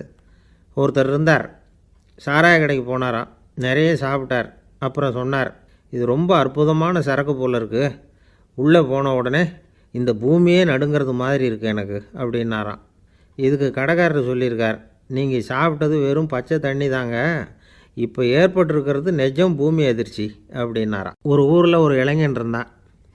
ஒரு நாள் அவன் ஒரு குருவை தேடிக்கிட்டு புறப்பட்டான். ஊரை விட்டு வெளியில் போனான். போகிற வழியில் ஒரு காடு, அந்த காட்டில் ஒரு மரத்தடியில் ஒரு பெரியவர் உட்காந்துருக்கிறார். அமைதியாக மௌனமாக அவர் அமர்ந்திருக்கிறார். இந்த பெரியவரை விசாரிக்கலாம், குருவை தேடி கண்டுபிடிக்கிறதுக்கு இவர் ஏதாவது ஒரு வழி சொல்லி கொடுப்பார் அப்படின்னு நினச்சிக்கிட்டு அவரை நெருங்கினான். ஐயா, எனக்கு ஒரு குரு தேவை, எங்கே கிடைப்பார், அவரை எப்படி அடையாளம் கண்டுபிடிக்கிறது, அதை பற்றி ஏதாவது விவரம் சொன்னீங்கன்னா நான் கண்டுபிடிச்சிக்குவேன் அப்படின்ட்டுருக்கான். பெரியவர் நிமிர்ந்து பார்த்தார். தம்பி, அது ரொம்ப சுலபம். அவர் வயசானவராக இருப்பார், என்னை விட சுமார் 30 வயசு அதிகமாக இருக்கும். அவர் ஒரு மரத்தடியில் தான் உட்காந்துருப்பார் அப்படின்ட்டுருக்கான். சரிங்க பெரியவரே, அது என்ன மாதிரியான மரம், எப்படி இருக்கும் அப்படின்னு கேட்டிருக்கான். பெரியவர் அந்த விவரங்களையும் சொல்லியிருக்கிறாரு. அது மட்டும் இல்லை, சந்திக்கிற நாள், நேரம், வினாடி முதற்கொண்டு எல்லா விவரங்களையும் துல்லியமாக சொன்னாராம். இவ்வளவு விவரங்களை இவரால் எப்படி சொல்ல முடியுது அப்படின்னு இவனுக்கு ஆச்சரியம். இருந்தாலும் அந்த பெரியவர் கடைசியாக ஒரு விவரம் சொன்னார். அது என்ன தெரியுமா, எப்படியும் நீ அவரை சந்திக்கிறதுக்கு ஒரு 30 வருஷம் ஆகும் அப்படின்னு சொல்லிவிட்டாராம். ரொம்ப நன்றிங்க பெரியவரே அப்படின்னு சொல்லிவிட்டு அந்த இளைஞன் புறப்பட்டுருக்கான். இப்போ அவனுக்கு குரு பற்றின விவரம் எல்லாம் கிடச்சிட்டுது, சந்திக்கிற நேரமும் தெரிஞ்சுட்டுது. ஆனால் 30 வருஷம் அவரை தேடி அலைய வேண்டியிருக்குமே. அவன் தேட ஆரம்பித்தான். காடு மலை எல்லாம் சுற்றி அலைஞ்சான்.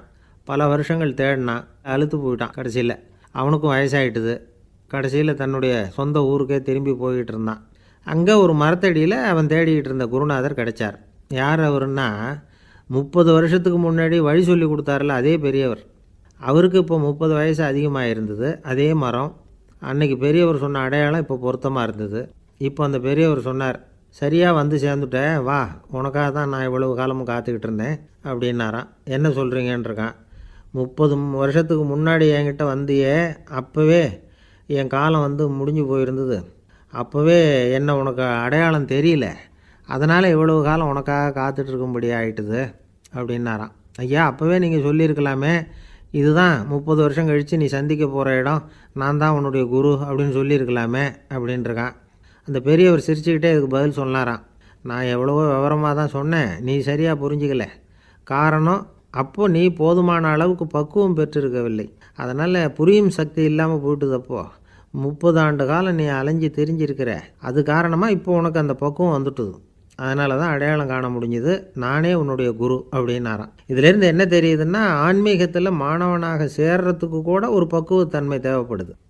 ஒரு பெரிய ஞானி, அவர்கிட்ட ஒரு சீடனாக இருக்க ஒருத்தன் வந்தான், எதிரில் நின்னான். ஞானி அவனை வெகு நேரம் உற்று பார்த்தார். அப்புறம் சொன்னார், சீடனாக இருக்கிறது ரொம்ப சிரமம்னார். நான் தயாராக இருக்கிறேன்னா. அது இன்னமும் சிரமமாச்சே, இங்கே வந்து குருவாக இருக்கிறது மட்டுமே சுலபம் அப்படின்னாராம். அப்படின்னா நான் குருவாகவே ஆயிடுறேன் அப்படின்னானா. இது போலவே இந்த காலத்தில் கதை ஒன்று உண்டு. ஒரு பள்ளிக்கூடத்தில் வகுப்பு ஆசிரியர் மாணவனை திட்டிக்கிட்டு இருந்தார். டேய், நீ 100க்கு 10 மார்க்கு தான் வாங்கிக்கிட்டு இருக்க, இவ்வளவு மோசமாக நீ படித்தா கடைசியில் மாடு மேய்க்கிறது கூட லாய்க்கு இல்லாதவனா ஆகிடுவேன், அதுக்கப்புறம் என்ன செய்ய போகிறேன் அப்படின்னாராம். பையன் தலையை சொரிஞ்சிக்கிட்டே சொன்னானா, சார் அப்படின்னா ஒன்று செய்கிறேன் அப்படின்னானா. இவர் கேட்டிருக்கார், என்ன செய்ய போகிறேன்னு. வேறு என்ன சார், உங்களை மாதிரி ஒரு ஆசிரியர் ஆகிடுறேன் அப்படின்னானா. ஒருத்தர் ரொம்ப கவலையோடு உட்காந்துருந்தார். எதை பற்றி சார் கவலைப்படுறீங்கன்னு கேட்டோம். எதிர்காலத்தை பற்றி கவலைப்படுறேன்னார். ஏன்னு கேட்டோம். என்ன பண்ணுறதுன்னே தெரியல சார், எதிர்காலம் ஒரே இருட்டாக இருக்குது, பாதையே புரியலன்னார்.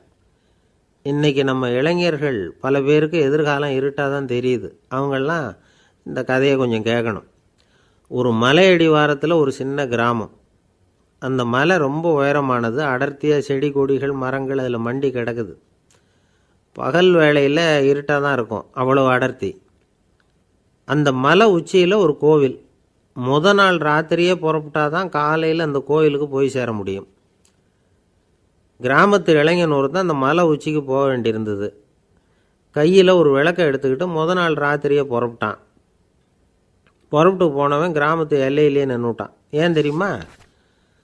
அவன் கையில் இருந்த விளக்கோட வெளிச்சம் 10 அடி தூரத்துக்கு தான் தெரியுது.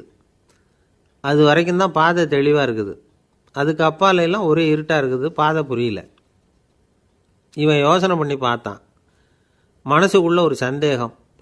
10 அடி தூரம் தானே வெளிச்சம் தெரியுது, அப்படின்னா நாம் 10 அடி தூரம் தானே போக முடியும். அதுக்கும் அந்தாண்ட ஒரே இருட்டாக இருக்குதே, அதில் எப்படி நாம் நடந்து போகிறது? நாம் ரொம்ப தூரம் நடந்து போய் ஆகணுமே. அப்படிப்பட்ட நினப்பெல்லாம் அவனுக்கு வந்துட்டுது. இதுதான் அவன் மனசில் ஏற்பட்ட தயக்கம். இப்படி யோசிச்சுக்கிட்டே அந்த இளம் ஆசாமி புறப்பட்ட இடத்துலேயே நின்றுக்கிட்டு இருக்கிறான். அந்த சமயத்தில் ஒரு வயசான பெரியவர் அந்த பக்கமாக வந்தார். அவர் கையில் இதை விட சின்னதாக ஒரு விளக்கு வச்சுருந்தார். அது எப்படின்னா அது ஒரு 5 அடி தூரத்துக்கு தான் வெளிச்சம் காட்டுது. அவ்வளவு சின்ன விளக்கு. அவரும் மலை உச்சிக்கு போகிறதுக்காக தான் வந்துக்கிட்டு இருக்கிறார். அவரை பார்த்து இவன் கேட்டான், என்ன பெரியவரே, இவ்வளவு சின்ன விளக்கை வச்சுக்கிட்டு அவ்வளவு தூரத்துக்கு எப்படி மலையேற போகிறீங்க அப்படின்னு கேட்டான். நீ ஏன் இப்படி தயங்கிட்டே நிற்கிறேன்னு கேட்டார் பெரியவர். என்கிட்ட இருக்கிற விளக்கு 10 அடி தூரத்துக்கு தான் பாதையை காட்டுதுன்னா. இப்போ பெரியவர் சொன்னார், தம்பி, உன் கையில் இருக்கிற விளக்கு கொடுக்குற வெளிச்சத்தை வச்சு நீ முதல்ல 10 அடி தூரம் முன்னாடி போ. 10வது அடியில் போய் நின்றுக்கிட்டு பாரு. மறுபடியும் ஒரு 10 அடி தூரத்துக்கு பாதை தெரியும். இப்படி உன் கையில் இருக்கிற விளக்கு தொடர்ந்து வெளிச்சம் காட்டிக்கிட்டே இருக்கும். நீ முன்னேற முன்னேற அந்த வெளிச்சமும் முன்னேறும். அதனால் எத்தனை கிலோமீட்டர் தூரம் வேணும்னாலும் நீ இந்த 10 அடி தூரம் வெளிச்சத்தை வச்சுக்கிட்டே நீ போயிடலாம், புறப்படு அப்படின்னார். இப்போ தான் அந்த பெரியவர் சொன்னது இளைஞனுக்கு பளிச்சுன்னு புரிஞ்சுதான். உடனே உற்சாகமாக புறப்பட்டான், உச்சிக்கு போய் சேர்ந்தான். இந்த கதையிலேருந்து நாம் புரிஞ்சிக்க வேண்டியது என்ன தெரியுமா? நீண்ட கால திட்டம் ஒன்று போடும் பொழுது நமக்கு முன்னாடி இருக்கிறத மறந்துட்டு மனசை போட்டு குழப்பிக்கக்கூடாது. உங்கள் கையில் என்ன இருக்கோ அதுலேயே உங்கள் எதிர்காலம் மறைஞ்சிருக்குது. கண் முன்னாடி தெரியறத வச்சு ஆரம்பிங்க, போக போக வழி தானாக புலப்படும் அப்படிங்கிறார் ஒரு பெரியவர். பெரிய பயணங்களையெல்லாம் இப்படி தான் நடத்த வேண்டியிருக்கும்.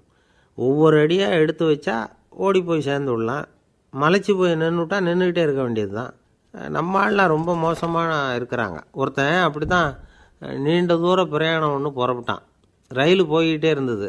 கொஞ்சம் தூரம் போச்சு, பாதி வழியில் கையில் வச்சுருந்த டிக்கெட்டை காற்றுல விட்டுட்டான்.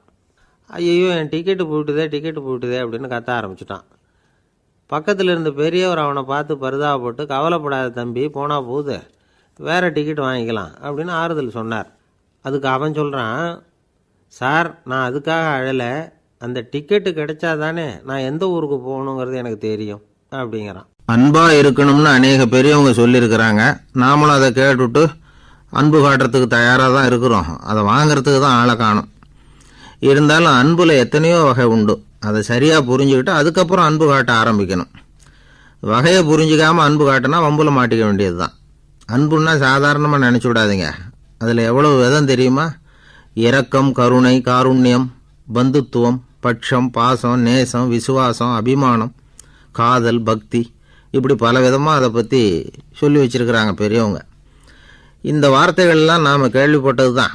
இருந்தாலும் அதுகளுக்குள்ளே என்ன வித்தியாசம்னு கேட்டால் சரியாக சொல்ல தெரியாது. அதனால் இந்த வார்த்தைகளுக்கெல்லாம் பெரியவங்க என்ன விளக்கம் சொல்கிறாங்கன்னு இப்போ பார்க்கலாம். எளியவர்கள் மேலே செலுத்துகிற அன்பு இருக்கு பாருங்கள், அதுக்கு இரக்கம்னு பேர். அறிவு பலம், சரீர பலம், இது ரெண்டும் இல்லாதவங்க மேலே, அதாவது வலிமையற்றவர்கள் மேலே செலுத்துகிற அன்பு இருக்கு பாருங்கள், அதுதான் கருணை. எறும்புலேருந்து யானை வரைக்கும் சகல ஜீவராசிகள் மேலேயும் காட்டுற அன்புக்கு காருண்யம்னு பேர், ஜீவகாருண்யம். சிபி சக்கரவர்த்தி காட்டின அன்பு இந்த ரகம். உறவினர்கள், சொந்தக்காரங்க, அவங்க வசதியாக இருந்தாலும் வறுமையில் இருந்தாலும் வித்தியாசம் இல்லாமல் காட்டுற அன்பு இருக்கு பாருங்க, அதுக்கு பேர் பந்துத்துவம். ஒரு எஜமானன் வேலையாள்கிட்ட காட்டுற அன்பு இருக்கு பாருங்க, அதுக்கு பேர் தான் பட்சம். அவனும் தன்னை மாதிரி மனுஷன்தாங்கிற நினப்பு வேணும்.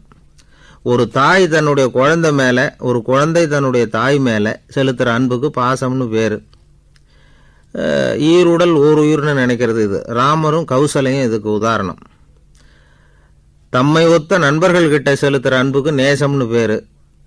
வயசு, செல்வம், அந்தஸ்து, இந்த வித்தியாசமெல்லாம் பார்க்காம அவங்க சுகதுக்கத்தில் சமபங்கு எடுத்துக்கிறது இது. கிருஷ்ணன் குசேலர்கிட்ட காட்டினது இந்த ரகம். வேலை செய்கிறவன் முதலாளிகிட்ட காட்டுற அன்புக்கு விசுவாசம்னு பேர். தேசத்து மேலேயும் தாய்மொழி பேர்லையும் செலுத்துகிற அன்புக்கு அபிமானம்னு பேர். தேசாபிமானம்னு சொல்கிறோமே, இதுதான். ஒரு கணவன் மனைவி பேரில் காட்டுற அன்புக்கு காதல்னு பேர். கடவுள் பேரில் செலுத்துகிற அன்புக்கு பக்தின்னு பேர். இப்படி அன்புல பல ரகம் இருக்கிறப்போ அதில் உள்ள வித்தியாசம் தெரியாமல் இடம் மாற்றி அன்பு காட்டினா இடைஞ்சல் தான். சரி, இந்த அன்பை பற்றி விஞ்ஞானம் என்ன சொல்லுது தெரியுமா? இதயத்தை பாதுகாக்கிறதுக்கு முக்கியமாக தேவைப்படுற ஒன்று இந்த அன்பு தான்னு சொல்லுது. நெதர்லாந்து விஞ்ஞானிகள் இதை ஆராய்ச்சி பண்ணியே கண்டுபிடிச்சிருக்கிறாங்க. கொஞ்சம் முயல் குட்டிகளை 2 பிரிவாக பிரித்தாங்க. 2 குரூப்புக்கும் கொழுப்பு அதிகமாக உள்ள ஆகாரத்தையே கொடுத்துக்கிட்டு வந்தாங்க. ஆனால் ஒரு குரூப்புக்கு வெறுமன ஆகாரத்தை கொடுத்ததோடு சரி, இன்னொரு குரூப்பு முயல்களுக்கு ஆகாரம் கொடுத்ததோடு நிறுத்திக்கல. அதுக்கு முன்னாடி கூண்டுகளை திறந்து விட்டு முயல்களை கொஞ்ச நேரம் எடுத்து கொஞ்சி விட்டு அதுக்கப்புறமா ஆகாரம் கொடுத்தாராம் ஆராய்ச்சியாளர். இந்த குரூப்புக்கு இதய பாதிப்பு 60% குறைச்சலாக இருந்துதான். சில நோயாளிகளுக்கு ஹார்ட் அட்டாக் வந்தாலும் அதை தாங்கிக்கிட்டு குணமாகிற சக்தி அதிகமாக இருக்குது. இது எப்படின்னு ஆராய்ச்சி பண்ணி பார்த்துருக்குறாங்க. அவங்கெல்லாம் மனைவி தன் பேரில் ரொம்ப அன்பாக இருக்கிறதாக நினைக்கிறவங்களாம் இருக்கிறாங்களாம். இதய நோயாளிகள் பல பேரை சந்தித்து இதய நோய் ஏற்பட என்ன காரணம்னு கேட்டிருக்கிறாங்க. அவங்க சொன்ன காரணம்லாம் சாப்பாடு சம்மந்தமாக இல்லையா, மனைவி அன்பா இல்லை, இப்படிப்பட்ட காரணத்தை தான் சொல்கிறாங்களாம். அதனால் இதயத்தை பாதுகாக்கணும்னு நினைக்கிறவங்க அடுத்தவங்க அன்பாக இருக்கிறது மாதிரி பார்த்துக்குங்க, அதுதான் முக்கியம். ஒருத்தர் முகம் பூரா பிளாஸ்டரி போட்டுக்கிட்டு வந்தார். ரொம்ப கோபமாக, என்னங்க ஆச்சுன்னு விசாரித்தேன். எல்லாம் உங்களால் தான் சார்னார். விவரமாக சொல்லுங்களேன். என்ன உங்கள் தகவலை கேட்டுட்டு ஒரு பூனைக்குட்டியை கையில் எடுத்தேன், அன்பாக அதை தடவி கொடுக்கறதுக்காக. ஆனால் அது முந்திக்கிட்டது, அது என் முகத்தை தடவி கொடுத்துட்டுது. முகம் பூரா நகை கீறல், அதுதான் இப்படி அப்படின்னார். அன்பில் அறிவு சேராததுனால வந்த கோளாறு இது. ஒரு அரசனும் அமைச்சரும் ஒரு நாள் ரொம்ப சாவகாசமாக பேசிக்கிட்டு இருந்தாங்களாம். அரசன் அமைச்சரை பார்த்து ஒரு கேள்வி கேட்டிருக்கார். ஏங்க அமைச்சரே, ஆசை இல்லாத ஒரு மனுஷனால் இருக்க முடியுமா அப்படின்னு. ஏன் முடியாது, துறவி அப்படிங்கிறவங்கெல்லாம் அப்படிப்பட்டவங்க தானே அப்படின்னாராம் அமைச்சர். அவங்கெல்லாம் உண்மையிலேயே ஆசையை விட்டவங்க தானா அப்படின்னு கேட்டாராம் ராஜா. அப்படி தான் இருக்கணும் அப்படின்னாராம் அமைச்சர். அப்படின்னா ஆசையே இல்லாத ஒரு உண்மையான துறவியை நான் பார்க்கணுமேன்னார். அது என்ன பிரமாதம், அதுக்கு நான் ஏற்பாடு பண்ணுறேன் அப்படின்னு விட்டார் இவர். சொல்லிவிட்டு உடனே புறப்பட்டு போனார். அங்கங்கே தேடினார். அப்புறம் தான் அவருக்கு புரிஞ்சுது உண்மை துறவியை கண்டுபிடிக்கிறது எவ்வளவு கஷ்டமான காரியம்னு. இருந்தாலும் ராஜா கிட்ட சொல்லியாச்சே உண்மை துறவியை காட்டுறேன்னு. இப்போ என்ன பண்ணுறது, ராஜா கிட்ட சொன்னபடி நடக்கலைன்னா அவருக்கு கோபம் வந்துடும். அமைச்சர் ஒரு யோசனை பண்ணார். அவருக்கு ஒரு வழி தெரிஞ்சுது. அதுதான் சரின்னு முடிவு பண்ணார். அதாவது அந்த ஊரில் அவருக்கு தெரிஞ்ச நாடக நடிகர் ஒருத்தர் இருக்கிறார், நல்லா நடிப்பார். அவரை போய் பார்த்தார். இதை பாருப்பா, எனக்காக நீ ஒரு காரியம் செய்யணும்னார். என்னன்னு கேட்டார் அவர். நீ ஒரு துறவி மாதிரி கொஞ்சம் நேரத்துக்கு நடிக்கணும். ராஜா உன்னை பார்த்துட்டு போகிற வரைக்கும் நடி, அது போதும். அதுக்காக உனக்கு 10,000 ரூபா தரேன் அப்படின்னார். அவர் எந்த காலத்தில் இவ்வளவு பணத்தை மொத்தமாக பார்த்துருக்கார். அதனால் உடனே சரின்னு ஒத்துக்கிட்டார். அமைச்சர் அரண்மனைக்கு திரும்பி வந்தார்.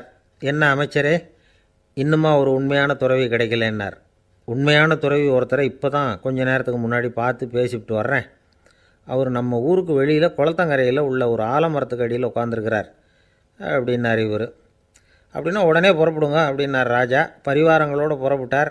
அங்கே அந்த மரத்தடியில் அந்த ஆள் வேஷம் போட்டுக்கிட்டு துறவி மாதிரி உட்காந்துருக்கிறான். ராஜா நேராக போனார். அந்த துறவி காலில் பொத்துன்னு விழுந்து வணங்கினார். உடனே ராணியும் அவர் காலில் விழுந்தாங்க. அடுத்தபடியாக அமைச்சர் விழுந்தார். அவருக்கு தெரியும் இது நம்ம ஆள் தான்னு. இருந்தாலும் என்ன பண்ணுறது, நேரம். அப்புறம் பரிவாரங்கள்லாம் துறவி காலில் விழுந்து ஆசீர்வாதம் வாங்கிட்டாங்க. ராஜா அப்புறமா தங்கத்தட்டில் பொன்னையும் பொருளையும் வச்சு அந்த துறவிக்கிட்ட ரொம்ப பணிவாக நீட்டுறார். தாங்கள் தயவு பண்ணி இதை ஏற்றுக்கணும் அப்படின்னு வேண்டிக்கிட்டார். அந்த துறவி பற்றில்லாமல் அதை பார்த்தார். எல்லாத்தையும் திறந்துவிட்ட எனக்கு இதெல்லாம் எதுக்காக அப்படின்னு சொல்லி அதை மறுத்துட்டாராம். ஆஹா, உண்மையான துறவியை பார்த்துட்டோம் அப்படிங்கிற ஆனந்தம் அரசருக்கு.